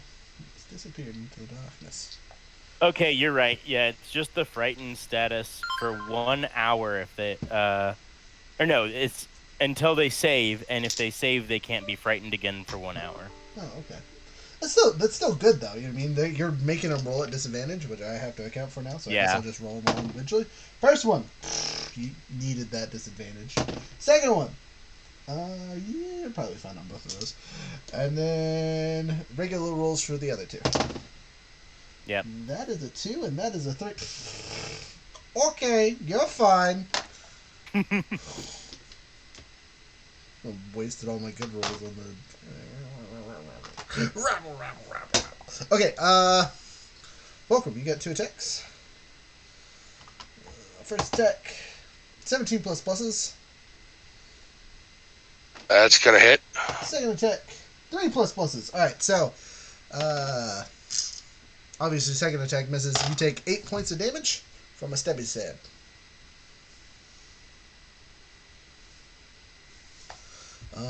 Wizard! Yep. You get the fancy blue dice.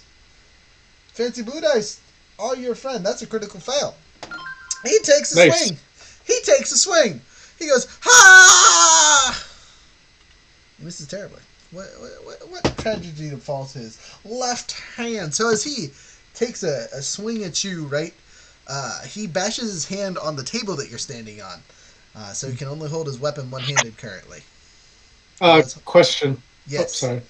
Since it's a critical fail, could he accidentally cut my bonds, like the bonds on my feet? I like that, but he would definitely hit the table before he cut your bonds. Okay, no worries. That'll be the next time he fails. It'll be hilarious. Alright, dude attacking me. Prophy says, please miss you. Okay, that might actually miss. 13, that is my AC. So no, he does not. He does not miss. I can burn my reaction to have it, but I still go down. I am at -3. Death saves. Death saves on my turn, which will be shortly.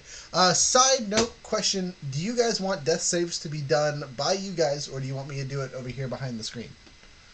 By the DM. I know we had talked about this earlier, but the group has changed enough that it is warranting asking the question again. I'm fine with the DM doing them. Okay. Yeah, I'm good with the DM doing them.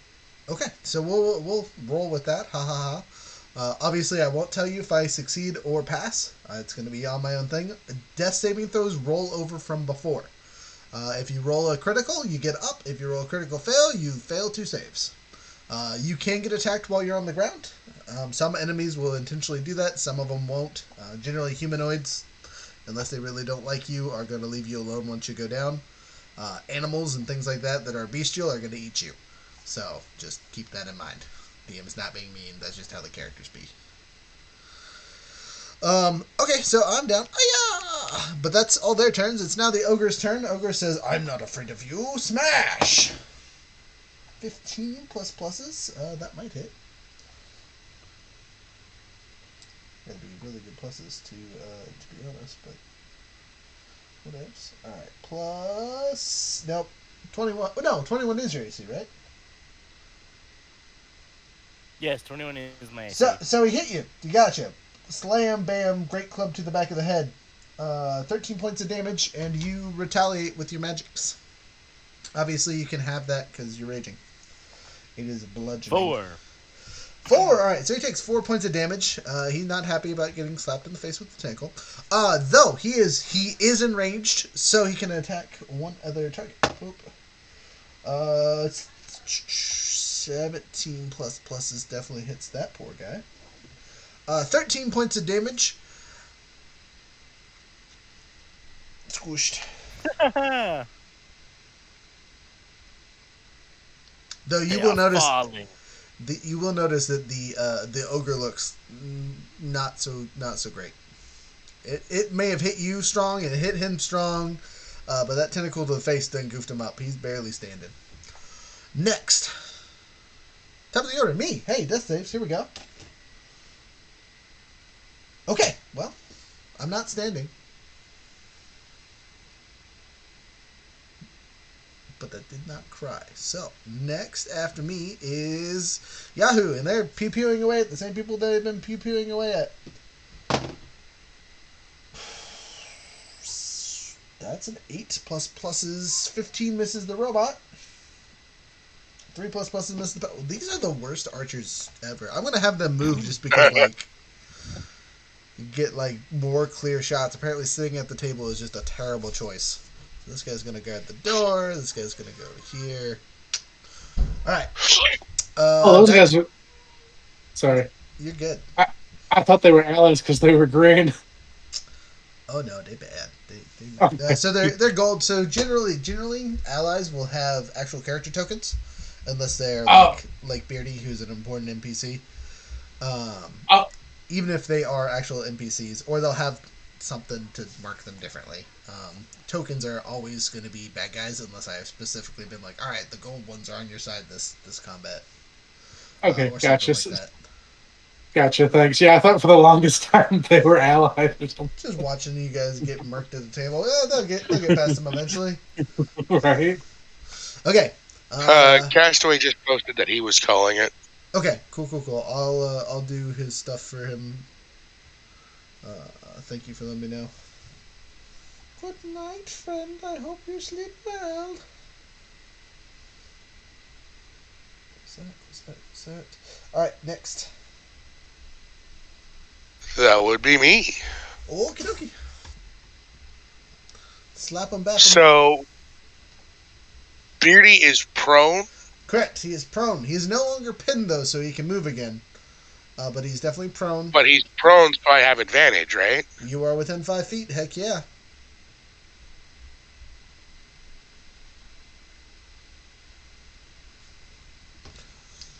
And you know for a fact he has been bloodied for a bit. So, first attack is 24. Got him. Second attack is a nat 20. Okay, that's with your butt swap. Yeah, the D4, not the D10, the D4. And third attack is a 23. Okay, so all good connections. Roll your extra die on that critical. Narratively, you stun him 100%. You just thunked him in the head. He's stunned for, I'm going to roll a d4 amount of rounds.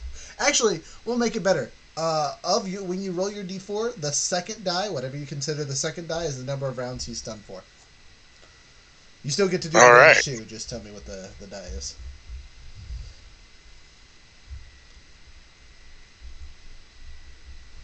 Alright, so first attack does 8. Okay.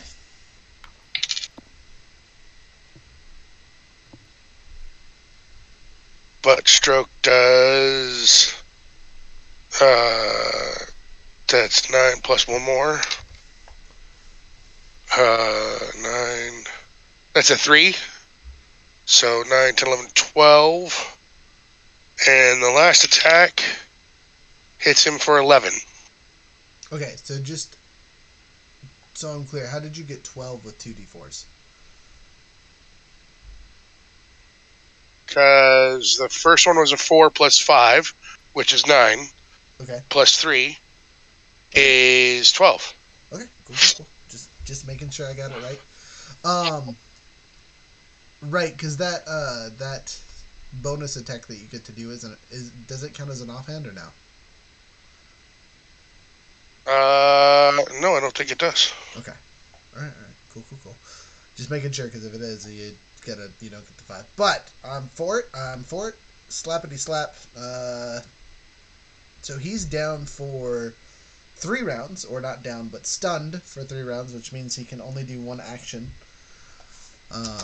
Sorry, not stunned, dazed. He is dazed for 3 rounds, so he only gets 1 action.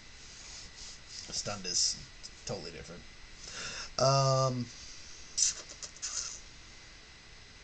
Yeah.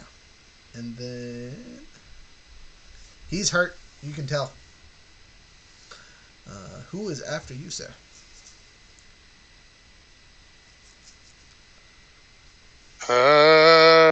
He is. No, Fodder is. Fodder, cannon. You have 3 small enemies, all not looking great, and then the ogre who's looking angry. Okay. The one I said I was gonna feed to the ogre is dead. That's unfortunate. You succeeded in your threat. Well, we're gonna go ahead and thwomp the 2 that are closest to the door there. Okay.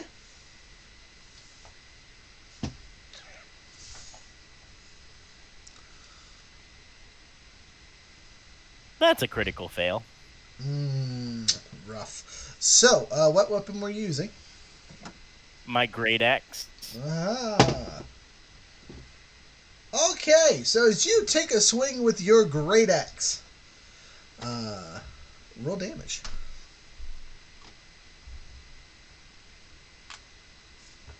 That is max damage. That is 12, 13, 14, 15, 16, 17, 18. You do 18 points of damage, murdering the man in front of you. But unfortunately, you swung through so hard that you hit yourself, inflicting your own magical damage. What's your D6 worth of damage you just slapped yourself with? Oh, shit. 3.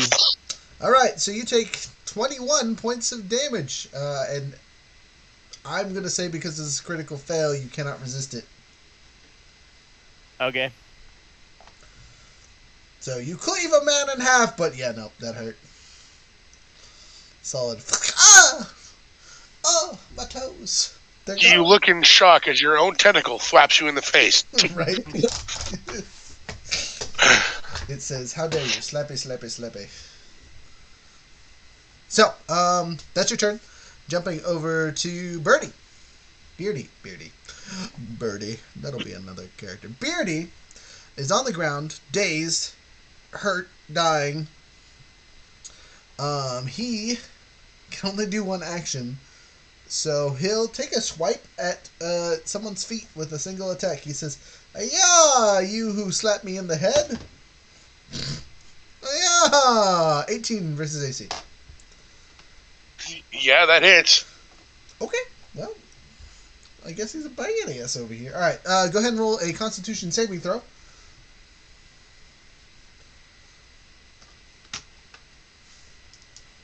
That would be 20. All right, you do not take the bleed effect. Yay, you. You take a whopping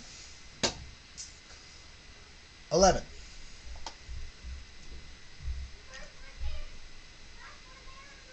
11? 11. All right. And he's not really scary when you save against the bleed attacks and have him pinned on the ground and are beating on him the whole time. No, he really loses his effectiveness as. Just dog tier enemy just laying on the ground, just a damage sponge. He heard. he real heard. Next. That's his whole turn. He can't do anything else. Again, all of his fun stuff is like reactive, throwing attacks at enemies, and you guys are like, we're gonna isolate you with our bodies, and then pummel you into nothing. So good tactics without realizing it. Up next is Noah. Yep. All right. So the paladin says, "My friend is down. 1, 2, 3, stabbity here." So he goes there and he makes his attack. 16 versus AC, hits barely. He's using a sword, if I remember correctly, so it's a D8. Whopping 3 plus his. I'm going to give him a +3 because, again, I don't know his stats. He didn't send them to me. At least not today. And I don't want to look through my phone to find the text message from a month ago. So 6 whole points of damage to this guy, which doesn't quite finish him off. So he's going to use his offhand attack to just shield bash the dude. The shield bash is hyper successful, rolling an 18 plus pluses, which is his strength bonus +1 because he's not trained in offhanded stuff that I know of. So that's what. Yeah, 4. He does 4 points of damage, which will finish this guy off. Thank you, Profi, for not being useless. But that is his whole turn since he had to use his bonus action. But I don't have a dude standing over me, so that's nice. Next. I believe it's me. Okay. Right. So I'm gonna use Shock and Grasp again against this guy. Alright, roll to hit.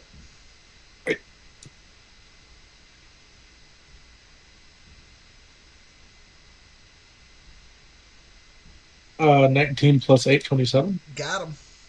Got him by a lot. Whew, you have a +8 to hit. It's rough. Yeah. Let's see. So 4 lightning damage. 4 lightning damage. He is zapped. Still alive, but shocked, to say the least. And then let's see here. I'm gonna use my actually I won't. It's not really gonna give me anything. So I'll just pass. Okay. After you is the enemies, yeah? Yes. Yep. Alright, so there's only 4 of them. 2 of them attacking full grass, 2 of them attacking the robot. Both, one of the 2 of them at disadvantage. And then one's attacking the wizard. So, here we go. Monster attacking the monster at disadvantage. 10 plus 16 versus AC misses. Second guy, who's not at disadvantage, 22 hits. You take a whopping 8 points of damage. Again, cut that down to 4. Jumping over to our handy dandy full grass. Miss with the 2, hit with the 16 plus hits, so 8 points of damage as you are stabbed in the back. And then last but not least, the wizard. 17 plus pluses hits, you take 8 points of damage. Okay. Excuse me. That's all their turns. Now it is time for the ogres, who's no longer afraid. It is random. He was never afraid. He was raged. Well, he's enraged. Right. So, he has a plethora of targets. The only ones he's not going to attack are the people that are dead. And even still, he could technically hit me, I guess. So, 1, 2, 3, 4, 5, 6, 7, 8, 9, 10, 11, 12, 13, 14. Alright, so there's 14 of us. Not including himself. God, let it be Beardy. I'm gonna use a D12. Just because it makes life easier. Number 7. So 1, 2, 3, 4, 5, 6, 7. Opportunity attack. You do so. Roll to hit. The 2 enemies that are with you are also going to do the same thing. They say, "No, George, not like this!" as they try to stop him. 1 hits. Mine hits. I rolled a natural 19. Okay, roll your damage. They do 16 points of damage as he's running by. Can you do more than 3? Yeah, definitely. I You- did roll a 2, but I have 6 pluses. Okay, so as you do the final blow to the ogre, you hit the ogre in the left arm. So, ironically, he ran past you guys, gets stabbed by this guy. This guy kind of stops in front of him, stabs him a little bit, and then you just cleave through the shoulder, and he goes and crashes under the table. So it's a big old ogre body just chilling. Yeah, that was his turn. Back to the top of the order. It's me! Death saves, baby! Well, it's not a critical fail. Next. And I'm not up, so who knows? Lieutenant. Lieutenants. Alright, they still have the same targets. The targets have not changed. Let's hopefully their aim is better, because it's just getting dumb. Alright, one of them rolls a whopping 17 versus AC against our heroic paladin, so that'll hit. And then 23 versus AC against the robot. Robot, give me your... Oh, you did 3, right? This round is 3? Yeah. Okay, so he takes 3 damage back. Ooh, this guy's the only one that's taking damage from you, but whatever. But he does... Hunter's mark and a bow. Hiya! 9 points... Oh, wait, sorry, I forgot other pluses. 11 points of damage. And then for Paladin, he takes 10, 12 points of damage. Paladin, I don't know where your health's at, but hopefully you're not dead. He shouldn't be. He should be around the 30s. That's their turn. They pew-pewed. They're not really strong enemies. They're just, Hunter's mark. All right. That should bring it back around to me. Okay. There's a dude on the floor, looking rough, and 2 guys behind you that have stabbed you multiple times. How are you doing health-wise, by the way?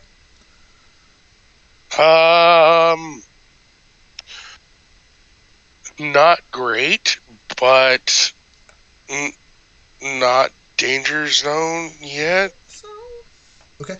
I'm at 14. I'd say danger zone. Any of the enemies around you, and or the archer could end you in one good round. Well, fair enough. Let's see. So Beardy is still prone. Yep. He, instead of standing up, he decided to just slash at your legs at disadvantage. All right. Which, in all honesty, doesn't technically have to be at disadvantage, I guess, but I'm doing that because critical. Critical reasons. Prone person, disadvantage.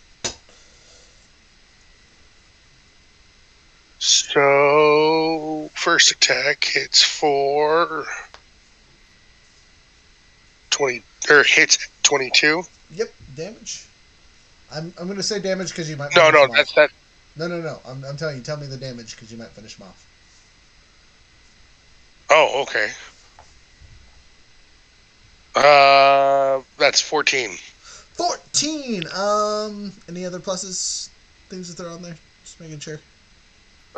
I mean, if that doesn't kill him, I still have 2 attacks. Okay, just making sure.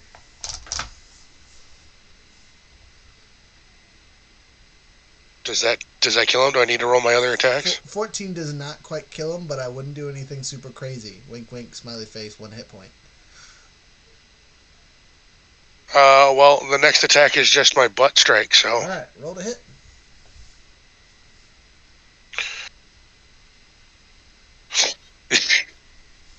I get advantage and I roll 2 4s.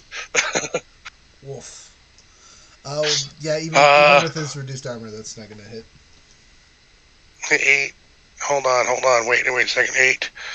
9, 10, 11, 12. I can do my last superiority die and do precise strike, letting me add a d8 to my attack roll. Oh, okay.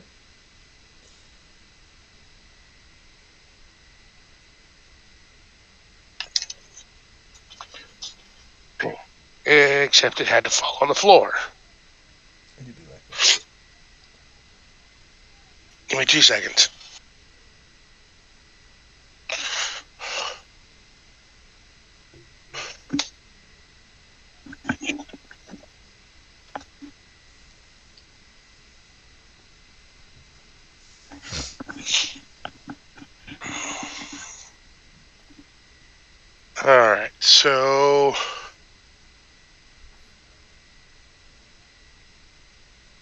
Does 19 hit? 19 does hit. 4. Is it more than one? Yeah, it's more than one. Okay. So seriously, you have 1 hit point left. You smack him with the back of your weapon in the stomach. So he rolls over to dodge, and you're like, "Nah, fam." Crunch. You hear Beardy exhale his last breath as you crush his spine, stomach, all the vital organs in one solid thunk. So You still have 1 attack. he is dead. He dead. I still have 1 attack. Have either of the guys behind me been damaged? Yeah, a little bit. No, wait. No, they have not been touched. You haven't attacked them at all. All right. Well, then I'm going to attack the one on my left. The one with the number 2 on it, or the one with that's green? I can't see it that clearly. No, I'm sorry. This one, then. We're going to go with this one. Closer to the camera. Okay, sounds good. All right, roll to hit. That is a 17. Got him.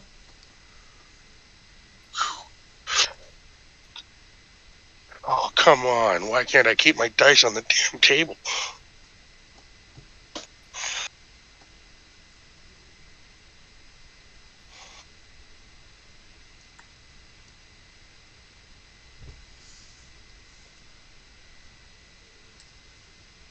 Oh. Don't say it like that.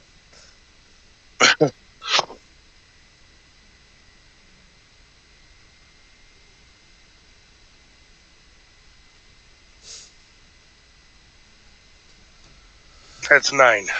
9 points of damage. Good, solid start. But he's not blooded or nothing. Good hit, though. Anything else? Nope, that's it. All right, after you is fodder. Okay. Woohoo! High stakes, high stakes, high stakes. We're gonna Hulk smash these 2 people. Okay, roll to hit. That is a Start with this 9 plus pluses, so a 16. 16 barely hits. Woo! And that is a 14 plus pluses. Okay, that's more than 16, so you're good. Okay. First guy. Mhm. 9, 10, 11, 12, 13, 14, 15. 15 total? Yes. Ba-do-boo, ah. Second guy. You hit him in the full body. You just one-handed. It looks like a dude under a potato masher.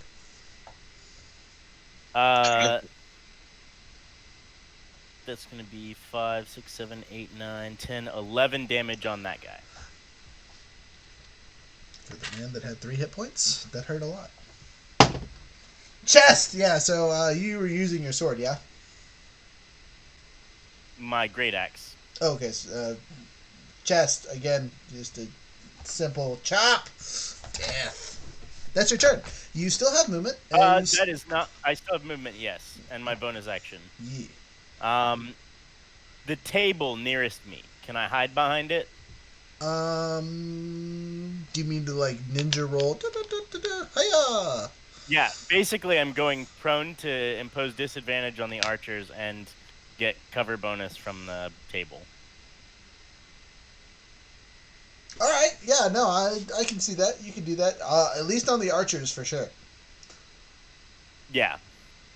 So I'm gonna say, besides the obviously disadvantage because you're jumping prone, or there, whatever. This dude, you're gonna have +4, and this dude kind of partly sees you, so you're gonna get a +2. Okay. Without like fully rolling under the table, because that'll limit your further actions later. I mean, unless you really want to, you have the movement for it. Nope, I'm gonna stay where I can eventually jump out and attack them. Okay, you do so. You are on the ground, ninja rolling like a badass. After you, we jump to our paladin. Yes. Yes. Oh, Alright. sorry. I thought it was, is Beardy down though? Yeah, he did. Oh, okay. Sorry, didn't realize that. Sorry. You're good. Alright, so, Paladin, he's gonna try and make a medicine check to help Profi. Stabilize me, baby. He ain't doing nothing. He didn't hurt me, but it did not help.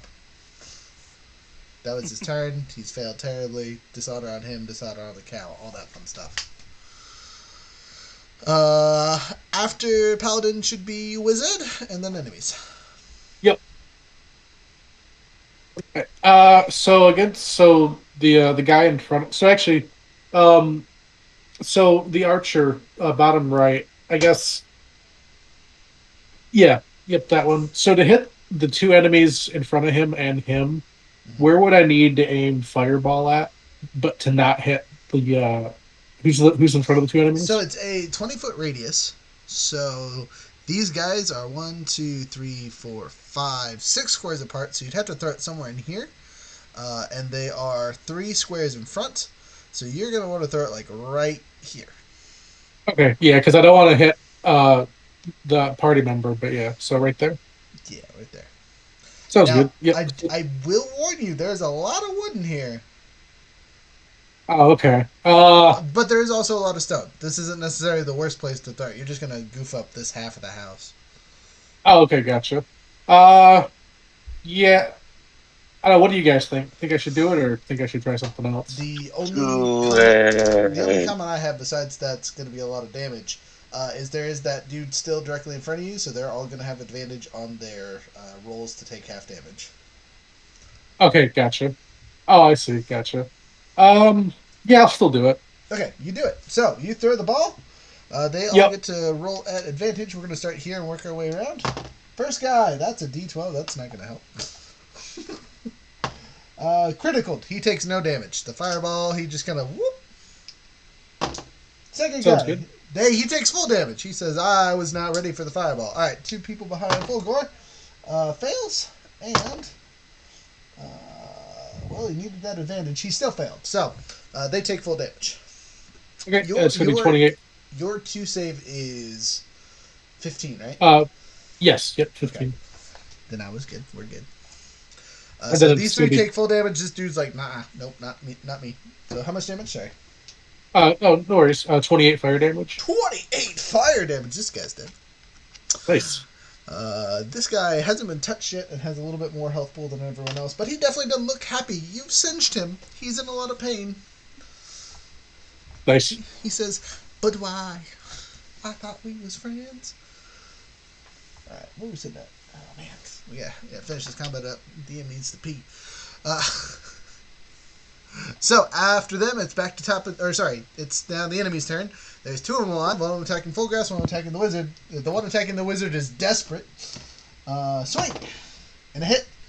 18 before pluses, so he hits for 8. Full grass. Misses terribly. 2 plus pluses. That's their turn. Back to top of the order. It's me! Will I live? Will I die? Oh, okay. Well, I'm still on the ground if that tells you anything. Not dead, though.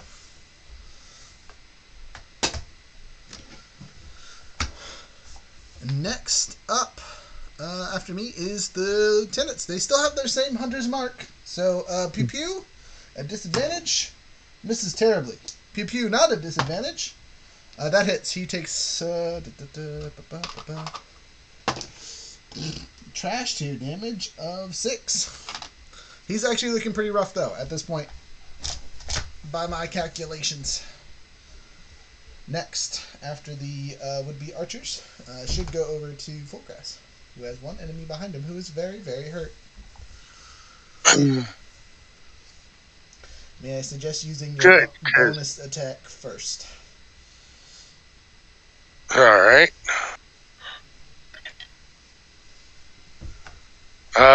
23. Got him. Roll damage.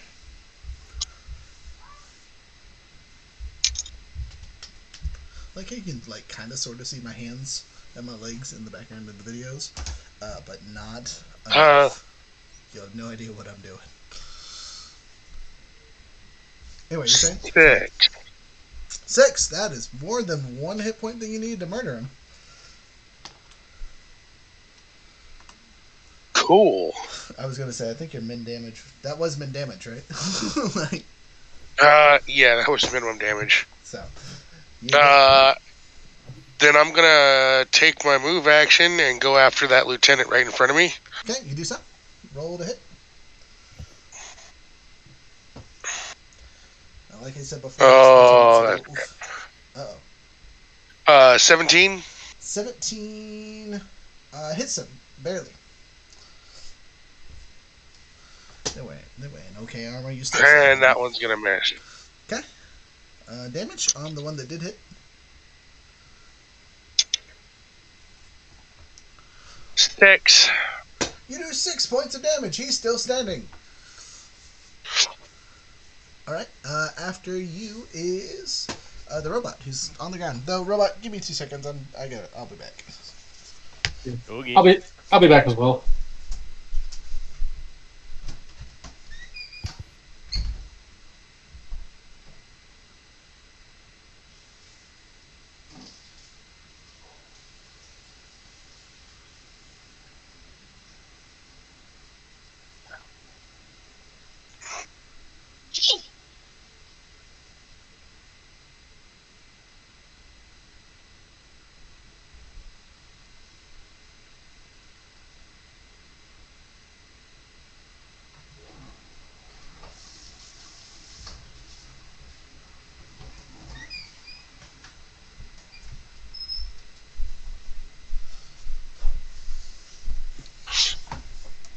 Okay. Sorry.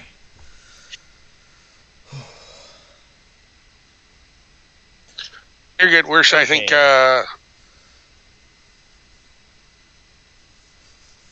You ready, Banner?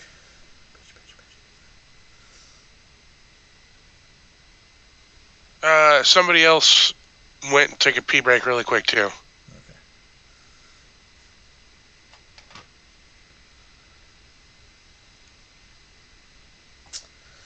Well, we wait for 10 While we're seconds. waiting, though, I just want to make sure that I've been doing this right.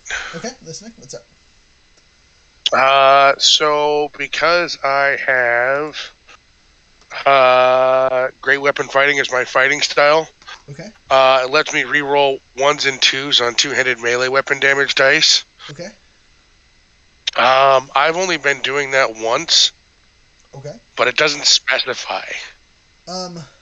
So yes. So if you re-roll and you get a 1 or a 2 again, you got to stick with it. Okay. But if you make So multiple, I've been doing it right. okay. But if you make multiple attacks, so let's say you as a fighter have 2 attacks. If you roll 1 on the first one and then roll, a 6 or whatever, and then the next round you do the same thing. You roll 1. Every separate attack is different. It's not per round. It is just per attack. Yeah, but I only re-roll it once. Correct. Yep. So if you roll 1 twice in a row, or 1 and a 2, or whatever combo you rolled in, yeah, those stick on the second one. Cool. That's what I've been doing. I just wanted to double check the mechanic because just in case, You will never roll 1s or 2s. But that'd be pretty cool. Again, heroic campaigns, that might be a quote unquote way to read it. We're only a semi-heroic campaign. Alright, so while we're still waiting for technical difficulties, I'm right here. I've been here the whole time. No. Someone else. Yeah, it was Sean, the new guy, Sean. Yeah, okay. Sean. So, No. But he's back. Yeah, sorry. Let's roll it, boys. Alright, so Okay. robot monster. I assume you're gonna stand up. Yep, I'm gonna stand up. And I'm gonna move to where I can attack the guy who's been attacking me. Okay, so would you like to make a free athletics check to try and jump over this? Actually, you don't even need to do that, do you? No, that's only when you first search. Never mind. I was like, you can just so stand up for half your movement. Would you like to make a free athletics check to go directly over the table, or do you want to walk around? I have ranged attacks. Okay. He's gonna have partial cover, but you can see him. Okay. So he's gonna get 3 javelins, 2 regular attacks, and 1 offhand javelin. Okay. If you will allow that.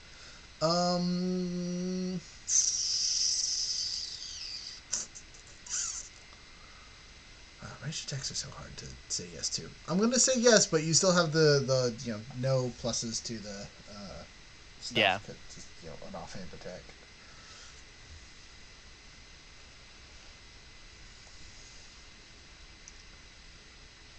First javelin is a miss. That's a 2. Okay. 2 plus pluses does not hit his AC. Your second throw. Second javelin is a dirty 20. Woohoo. That definitely And hits. third javelin is a natural 6. A natural 6. So 1 hit. 2 javelins miss, 1 hits. These are 1d6, right? Javelins, yeah. Yeah.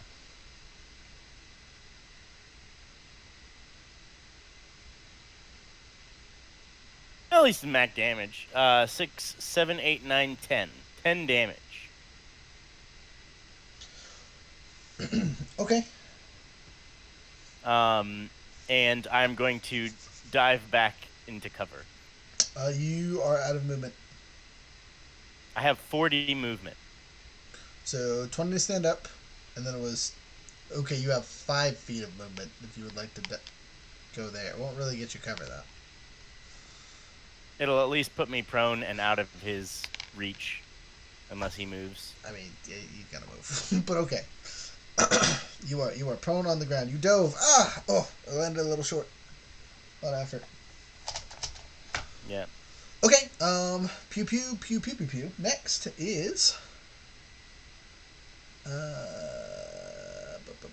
wizard, I believe, yes? Or is it... No, it's paladin. Yeah, paladin. Paladin says, "I'll help you, friend." That's literally no better than last time. Again, I'm not hurt, but I'm not helped. He's just wasting his actions over here. I'm going to stop the bleeding. If I could figure out where you were bleeding at. That's where we're at right now. You're bleeding from everywhere. How do I stop this? Okay, so that's his turn. Jumping over to the handy dandy wizard.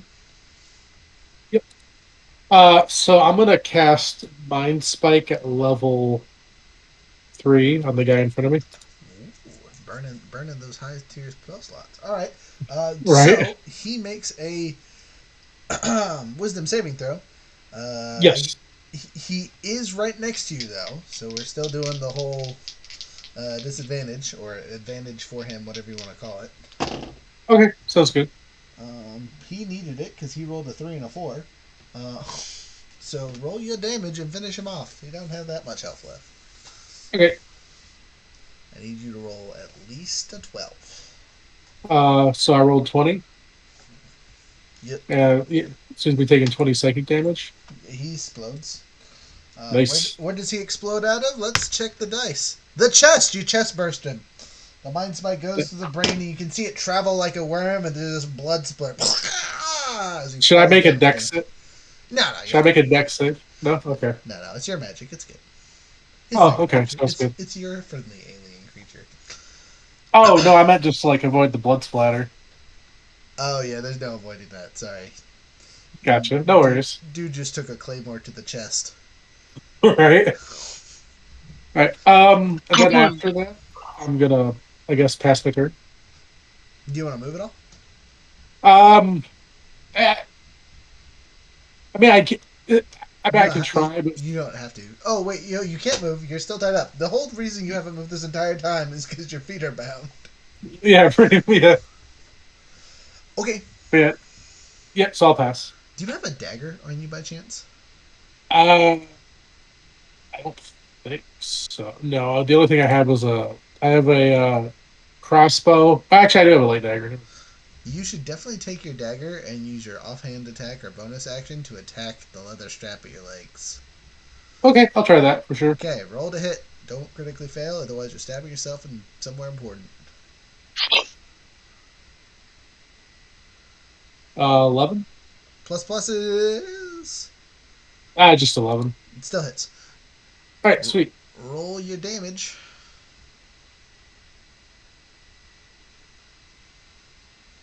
3. 3! That's enough to cut it! Nice, sweet. And then I'll move. Okay, you are free to move, yes. Where would you like to go? So I will head over. Also, as a I'm gonna. reminder, this half of the house is on fire. Oh, gotcha. I'm gonna take cover actually, probably behind like a over, maybe like I'll overturn the table or something and take cover. None of the tables have actually been overturned at this point. I was going to overturn the big table when the ogre ran by, but he died on his way there, so he's just kind of like stuffed up underneath. Oh, gotcha. I'll just take cover behind like maybe like the bench over here or something. So you run forward just a little bit, and you kind of like duck down. Gotcha. Okay, sweet. Thanks. You're welcome. After you is top of the order, right? Which is me. Save and throw, baby. All right. By the powers of the gods, Profi. I'm alive. My death saving throws have been reset because I succeeded 3 times. Nice. I am at 1 hit point. Probably crying a lot, looking at the paladin like, why are you touching my neck? So, I have to do that at the end of turn, so I don't get to stand up or do anything crazy, because, death rolls. Pray no one stabs me. After me is the lieutenants. They have their targets. The first one firing at disadvantage as he moves. Actually, you're on the ground, so he's just gonna go. Ho, ho, ho, ho, ho, ho, ho, ho. It's an easy swat. He pulls out a short sword and sticks it, or at least tries. Okay, 19 plus pluses hits. Get stabbed for a whopping. I don't know why I rolled this. I don't need to roll. It's 7 off the bat, off the cusp. 7. Okay. Oh, sorry, it's not 7 because Hunter's Mark, even though it wasn't a range attack. 10 total. And again, you can have that.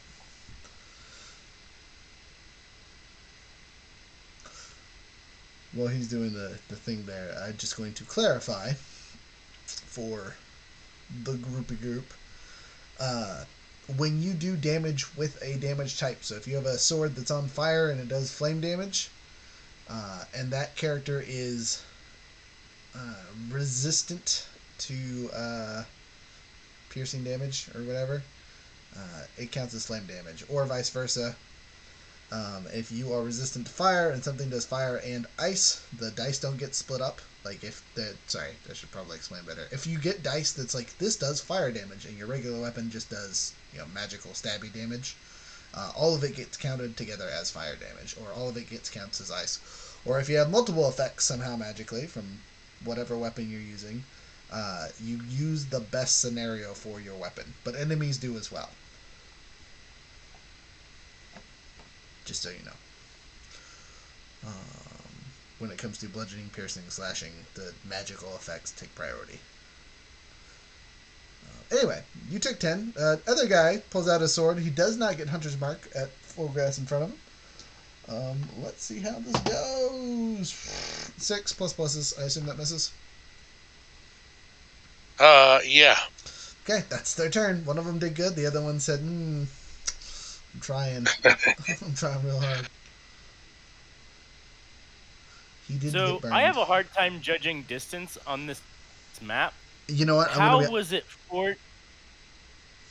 40 feet for me to move to the side of the table and back? Or 20 feet for me to move to the side of the table and back, and him not 30 feet to move all the way from the other side of the stairs. So he was 1, 2, 3, 4, 5, right? And you were here and only get 20 movement, so you get 1, 2, 3, right? So that's 15 of your other 20, and then you dove 5 feet back.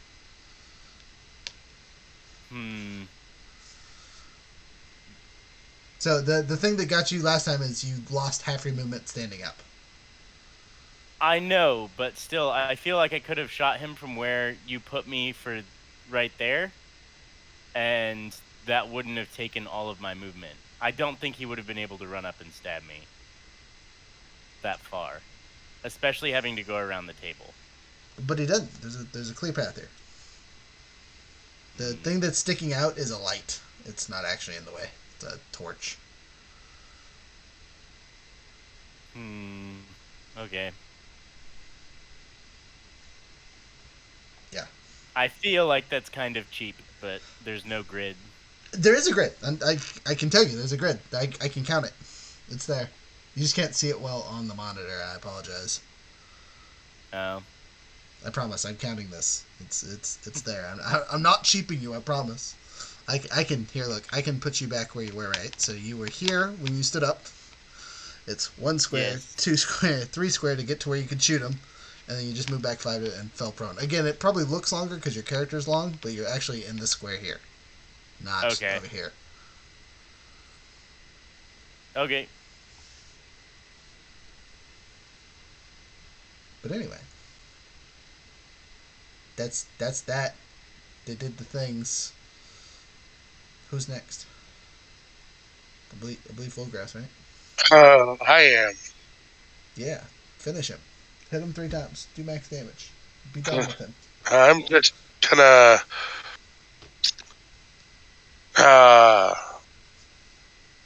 cluck my tongue, tisk tisk tisk at him. Okay. As I bludgeon him. Well, okay, I'm not bludgeoning, but first attack is stabbing him first.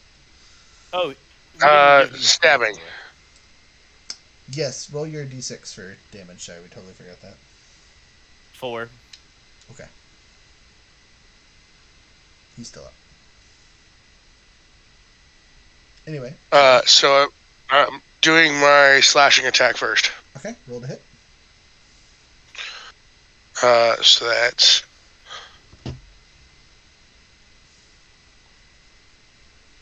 22. You do so. And the butt strike is 15. Okay. And second, nope, that's going to be a 10 total. A 10 total. Okay, so the 10 misses. But you hit him twice, so roll damage on those. Max it out. Finish him. I believe in you. All right, so it's 11 and 11 and 9 is 20 damage. You do 20 points of damage. With the 28 he already took from Flamey McGee, you just finished him off. By 2, 3, 4, 5, 7. Doesn't matter. He did. You still have. You missed on your last attack, so. Pew pew. Run away. You can move if you would like. There's 1 enemy left on the board. Do I have enough movement to get flanking on that guy? Maybe when he stands up. But let's see. 1, 2. Do you want me to move you regardless? Yes. 1, 2, 3, 4, 5, 6. The best I can do is right here. So if he stands up and moves over, you get flanking.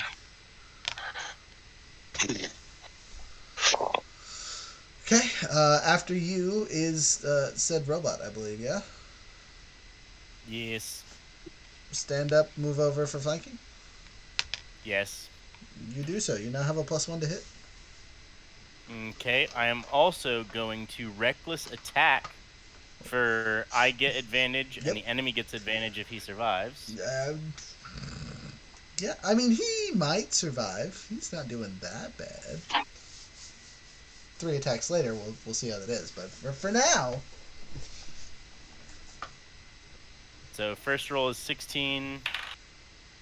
Misses. Second roll is a natural 20. That's critical. Makes up for that first roll. And then a 2. Ooh. That's And then the last roll is a 15. Okay, 15 misses. So the 15 is the roll plus 7. Wait. Okay, so total of 23. Yeah, total of 23. Okay, so that So hits. the advantage attack was a critical. The regular attack was a 2 plus 7. So And then just as clarification, when you recklessly attack, every single attack that you throw is at advantage. Oh, I thought it was just the first attack. No, it is every attack because every enemy also gets advantage on you. Okay. So it is Yeah. you are going ham, and the enemy gets to exploit any weaknesses that you happen to leave open while going ham. Okay, so first 2 attacks hit. Last attack with no pluses is a 19 plus pluses. Or no, not plus pluses. There's no pluses. 19. That's Yeah, enough. 19 hits. Yeah, you got him with all 3. Roll your damage. I don't think he's going to survive this. Oh, and so that's it. and to clarify, on that third attack, the 2 hit part is still normal. Nothing changes on that. It's the 2 damage that changes. I have been doing that wrong. You common mistake. So 7, 8, 9, 10, 11, 12, 13, 14, 15, 16, 17, 18, 19, 20, 21, 22, 23, 24, 25, 26, 27, 28, 29, 30, 31, 32, 33, 34. 34 points of damage. Like he stood a chance. He thought he was going to make it out of it. Let me roll that. That didn't roll very well. Yeah. Got him in the thigh. He said, I'm going to die. And is bleeding out in front of you. Definitely not surviving that wound. Because most of the leg is, mush. I think it's a solid time to reveal that I have 1 HP. You and Profi over here. Staying alive! Staying alive! Right? I had to succeed. There was death or success. That is it. Okay, well, you guys killed everyone. Unfortunately, you also set the house on fire, so you should probably exit quickly. If you are so inclined, you may make a we'll say wisdom saving throw, because you're basically not being afraid of the fire. The only one who has advantage on this is our handy dandy paladin. He succeeds greatly. All right, so for those of you that succeed your thing, you'll get to grab 1 item on your way out as you're running out, and proactively it should be in an area where you are next to. So I got a nat 20 plus 6, so 26 on the wisdom save. Fantastic. You can grab. I will give you also 1 item.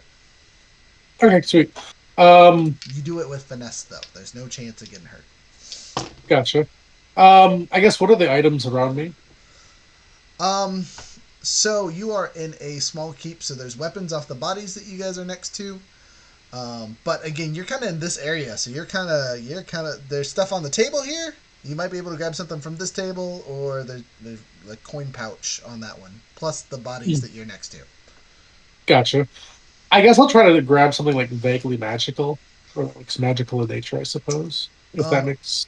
I'm gonna say that you are running to not get crushed by a soon-to-be building. You do not have time to be like, this looks like it'll cast fireball. Okay, no, I gotcha. I'll grab the coin pouch then. Okay, so you grab the coin pouch that was sitting on the table, and you exit. Boop. You're good.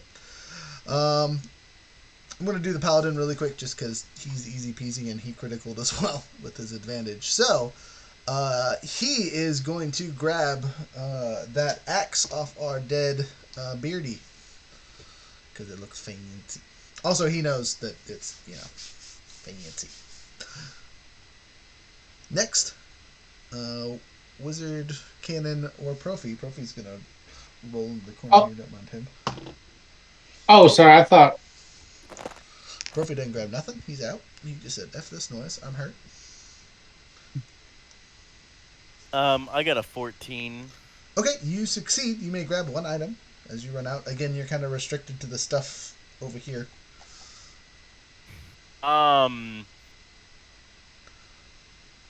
I probably would just look for money. The most Okay. money that I could grab on the way out. You grab a coin pouch. We'll roll for that in a second. Okay. Okay, and last but not least, wizard friend, investigator. Roll your thing. Oh, so I was the one who got the nat 20 plus 6. My bad. Sorry, you and Fullgrass sound similar. Fullgrass. Oh, sorry. Okay, so that totally changes what you could have grabbed. There was all this stuff on the table you could have grabbed. You could have grabbed Beardy's axe, though you're probably not strong enough to pick it up, to be honest with you. Yeah, I'm -1. But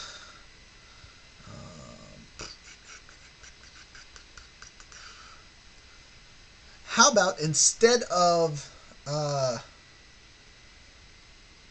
coin pouch, you grab an evidence something that you're like definitely connected to backstory. We'll call it backstory related item.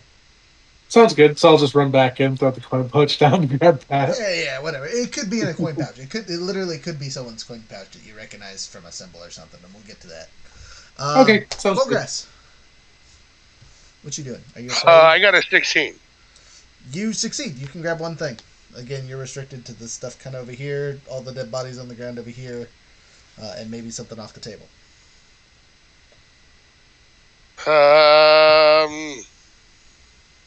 I don't know that these guys have anything I want, unless there's a health potion laying around.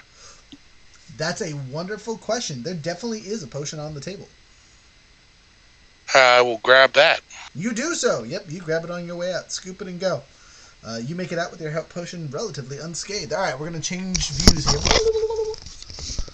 And we're going to switch to roleplay. Since that was like a 2.5 hour battle. If not 3.5 hours. Let's check Twitch. How long was that Twitch? We're sitting at 3:07, and we started half an hour-ish into it. So 2 hours 40 minutes. So we're doing good. We're doing good in time. So you guys escape the manor with minimal difficulty. Ha ha ha ha ha. So the paladin is gonna set off really quick to see if he can find a cart and buggy like Fullgrass had talked about earlier. Just because town's a little bit of ways. And we're all injured, and having somewhere that isn't touching the ground in the wildlands is always a safer place to sleep. Unfortunately for all of our characters that have been trying to do your escape-ness, all of your mounts that you guys acquired via raptors and all that, those weren't real. So please make sure to pull those off your character sheets. They don't exist. What about my mount? What was your mount? You work for them, so the paladin is off to pick your horse up before the stables burn. So if you have a mount, you're fine. It's those of us that picked up mounts in the forest that are SOL. So I'm gonna take a swig of this health potion. Okay, you're just taking a single swig. Yep. Okay, roll. Let's see how good it is. You didn't check it at all, so hopefully it's not poisoned. What am I rolling? Oh, you don't have to roll anything. That's on me. Okay. I rolled the wrong dice. That's not going to help.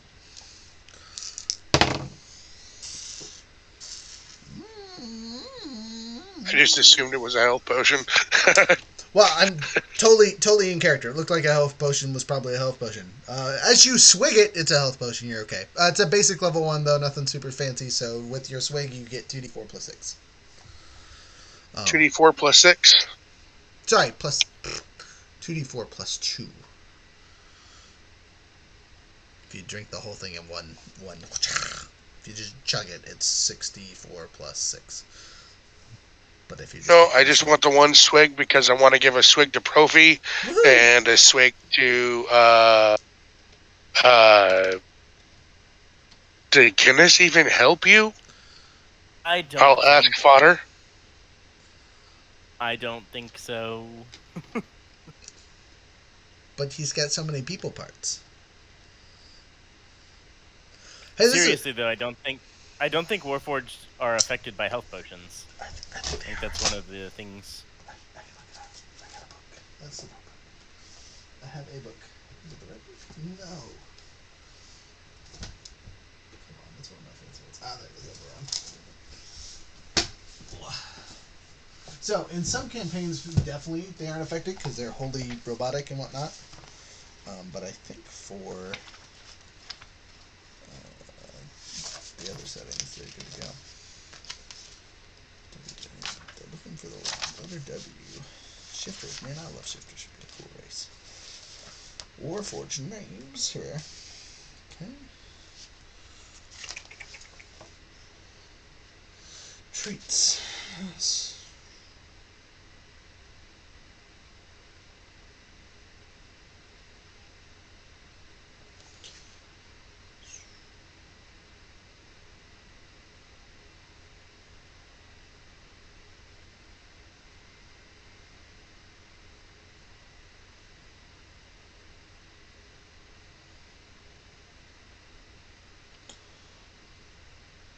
There is nothing in here about they cannot use health potions.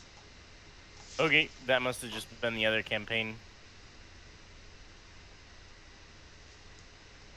Because I've run one with you before, and I definitely couldn't take them.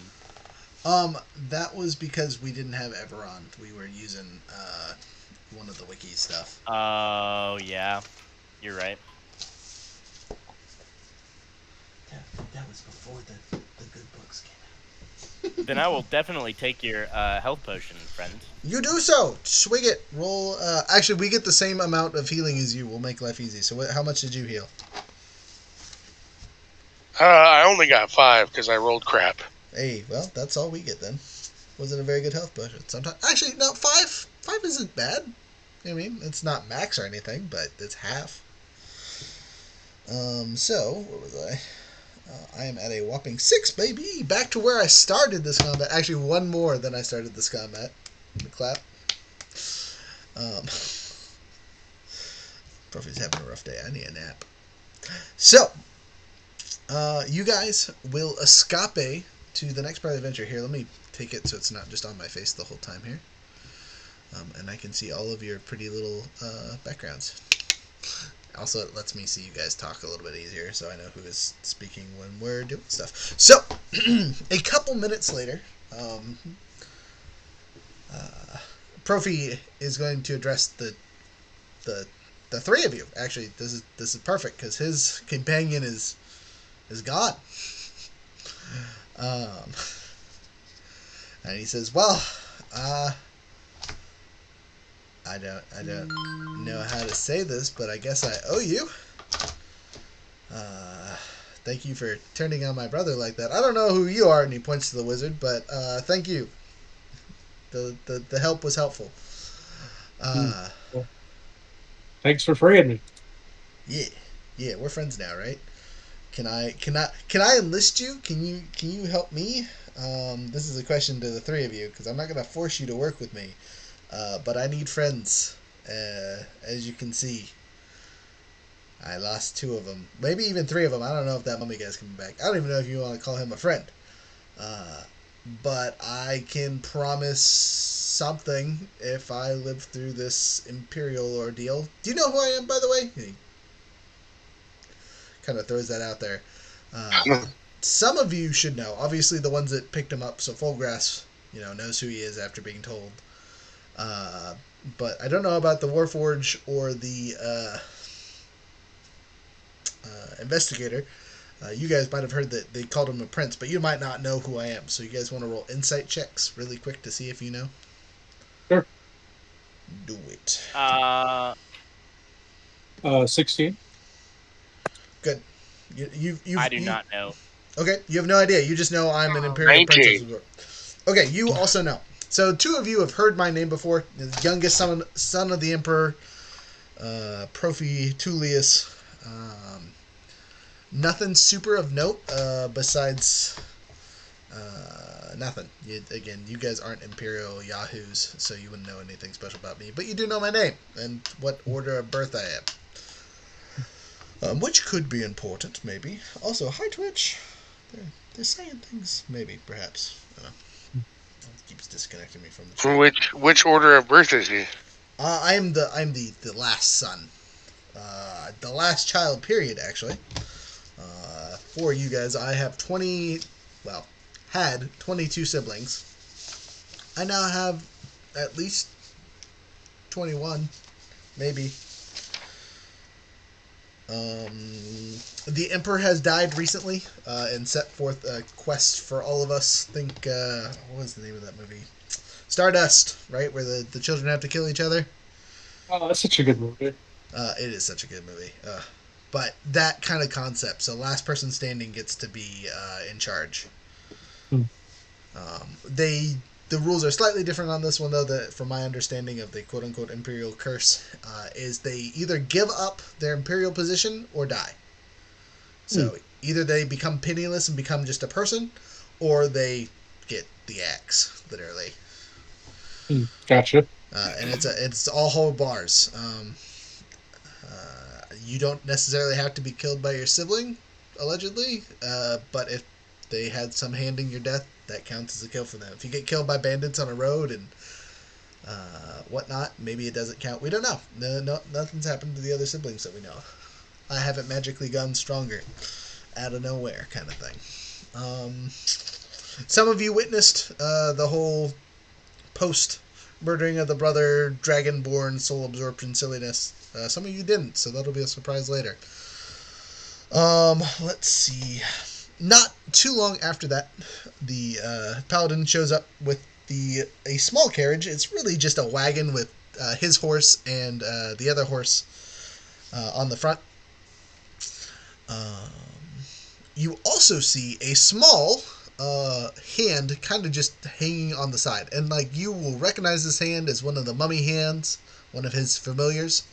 He is not currently present, but his hand is there for some reason, so maybe that's his way of letting us know he's with us in spirit. So, what would you guys like to do? Obviously, the easy choice is to head to Navi. Finally, it's not even a day's ride away. And there you can find rest, food, things like that. Other than that, you're in the Wildlands. Again, for you new guys, Wildlands are as best as they're named. There's lots of creatures and things like that. This was the one continent on the planet where vampires hung out with, which is important for our wizard. But vampires in Jake have basically been extinct for a generation. There's been several heroing groups that have gone ham on vampires. So having any kind of vampire anything, super rare. So having a vampire, not that you would necessarily expose that to the rest of us, you're basically a 1 in a billion chance of ever possibly seeing it kind of thing. Gotcha. It's just one of those races you don't see. Again, vampires are kind of on the same thing because they got murked, and they kind of just don't let people see them. You know what I mean? That's the key to survival at this point is don't let people know. So would like hiding, like, since my character has fangs, would hiding them probably be like wearing like a scarf or something? So you are also tiefling-esque, right? Yes. Yep. And I kind of talked about this during your character creation. Because of your tiefling nature, pointed teeth don't seem out of place. You have horns. How do your horns look? So I was thinking that they're kind of like I was thinking they were kind of like the horns are kind of like they're not big, but they're also not small. They're kind of medium sized. Okay, But so they also you're talking like 4-inch horns that pop out the top of your head. Are they Darth Maul spikes? Is it 2 of them? Is it 1 of them? Is it 3 of them? Oh, I was thinking 2 of them, and then maybe like they curve, kind of like Okay, so one goes left, one goes right. okay, interesting. Okay, so because you have those, the other stuff that would like give you away as a vampire or dampier, kind of just like whatever. It could be demon. You know what I mean? Gotcha. So people aren't going to look at you that crazily, which is a blessing of your birth. Because if you look like your mom or dad, whoever you want it to be, that's human, you'd be in trouble. But you came out a monster, so life's good. It wasn't, but it's good now. Right. So, that being said, any other world questions that I can alleviate questions to / what do you guys want to do? Again, easy trip to Navi, or we go somewhere else. We have some story plotty stuff to do. Oh, coin pouch. Let's roll that really quick. So I'm at like 6 HP. So Yep. Let's I would not get like into to rest. combat. Yeah. So the thing is about the Wildlands, you do not rest on the road by itself. That is extremely dangerous. There are rest points and things like that. We are close enough to Navi where we're going to want to go to Navi to get a night's rest because it'll be safe. Gotcha. Okay, coin pouch. Had a whopping 11 gold, 4 silver, and 22 copper.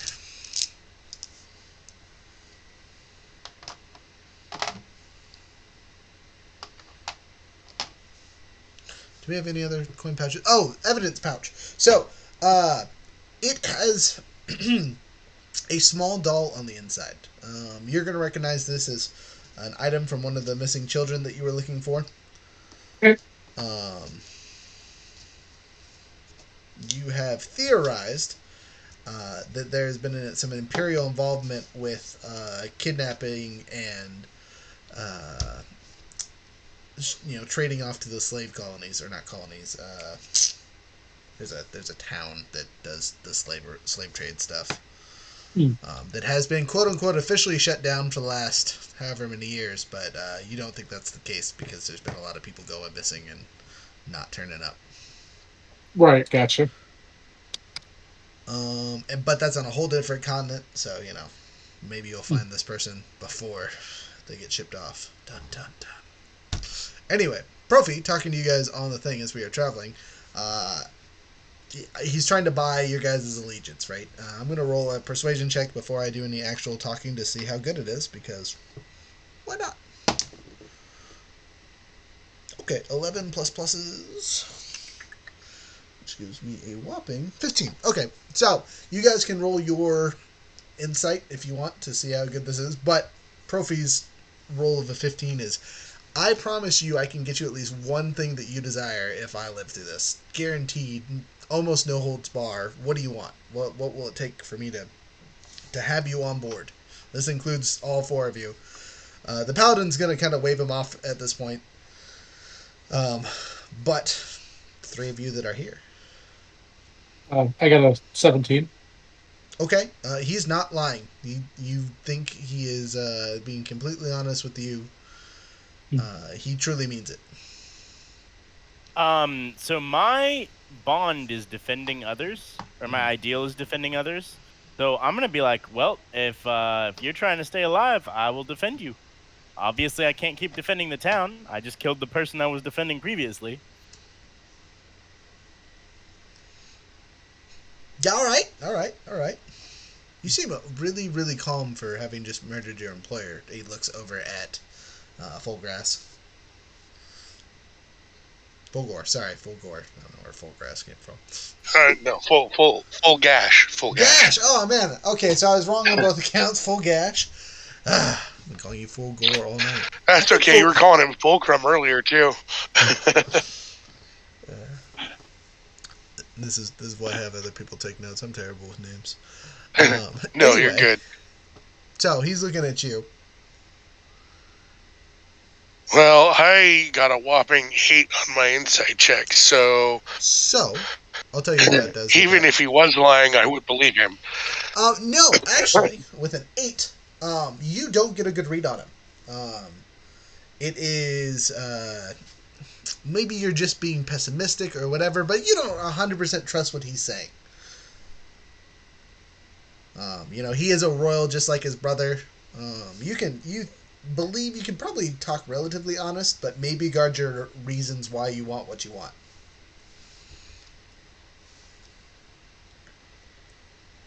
I'm gonna ask him. I'm gonna ask him if they have like a court wizard at all, or like a court like spellcaster, I guess. Yeah, of course. Okay, good, because there's some stuff I want to look up, and I was hoping to get access to the royal stuff. Yeah, so I mean, I can't set foot in the capital until my siblings are taken care of. But yeah, as soon as I can, done, easy, promise. Gotcha. Thanks.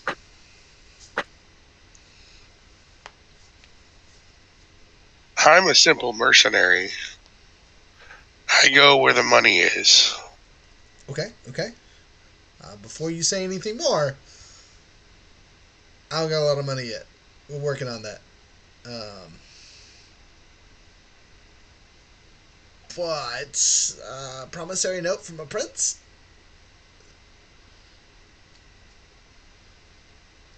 Hmm, notes or pieces of paper?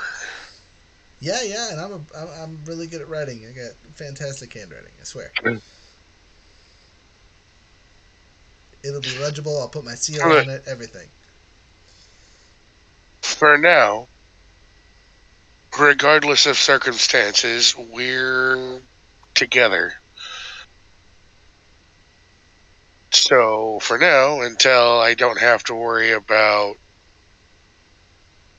any other recompense from my previous employer,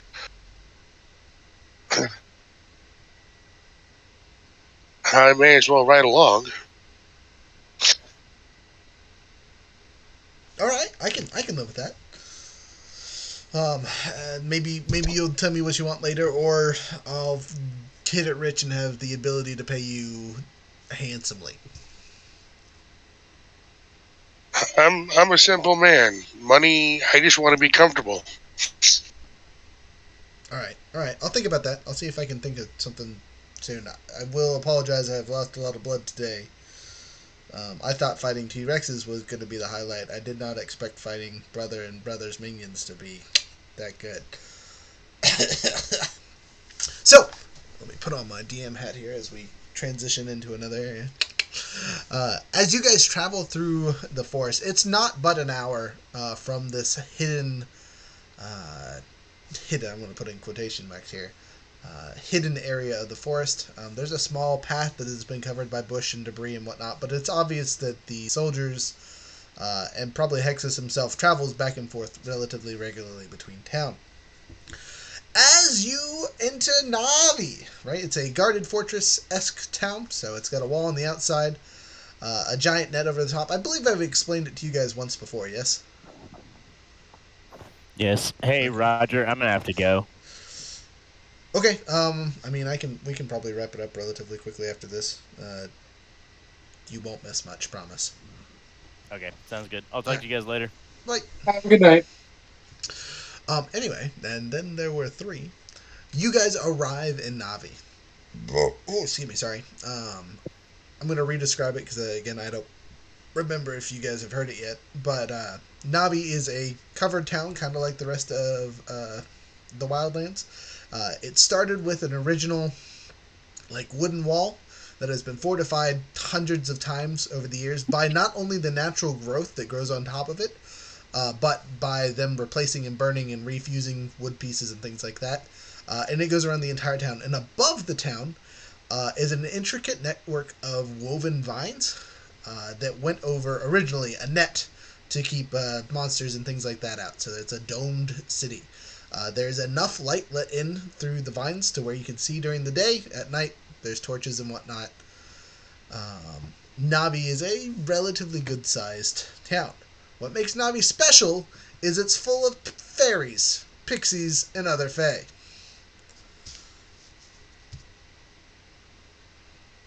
So, you guys arrive at the front gates. You're let in relatively easily. Again, they recognize several of you. You've come to this town several times before. Investigator, side question for you. Is this a Yes. town you are from, or are you traveling from far away and just happened to come across Hexus and his debauchery and decided to investigate? So I'd assume since my character is like a dancer, they probably lived for at least a good 200 years or so now. Um, Okay. You know what I just so I was thinking, realized? I have not sent you the Jake map, so you have no idea where any of this is at. Give me like 2 minutes while you're talking. Okay. So I was thinking maybe that like because I know Dampiers, I believe they can still die of age, but they have a lot longer lifespans. Okay. So I was thinking maybe like my character became an investigator after they became a Dampier, in addition to like their other goals. So like they kind of like they kind of like just like he kind of just like wanders the countryside kind of just Okay. like making ends meet, just like taking on different like cases and whatnot. Okay. I mean, that's relatively reasonable. Yeah, best I can describe is kind of like Angel from Angel, but he doesn't have like a permanent like headquarters. Okay. That makes sense to me. Okay, I'll have to send it from the computer later. But we'll do that after the session's over and whatnot. Okay, Sorry. no So, worries. um, you guys are Navi. I think this is a good place to end it. Sorry we didn't get to do a lot of roleplay. It was mostly combat today. But we at least introduced your character. Before we go, though, story feat. Did you think of something? Not yet. Sorry, I'm still Okay. kind of in. Yeah. That's good. I'm going to end the stream really quick. So, for those of you watching, thank you so much. With adventure in mind, I hope you have a wonderful night. 10 seconds here while I end the video.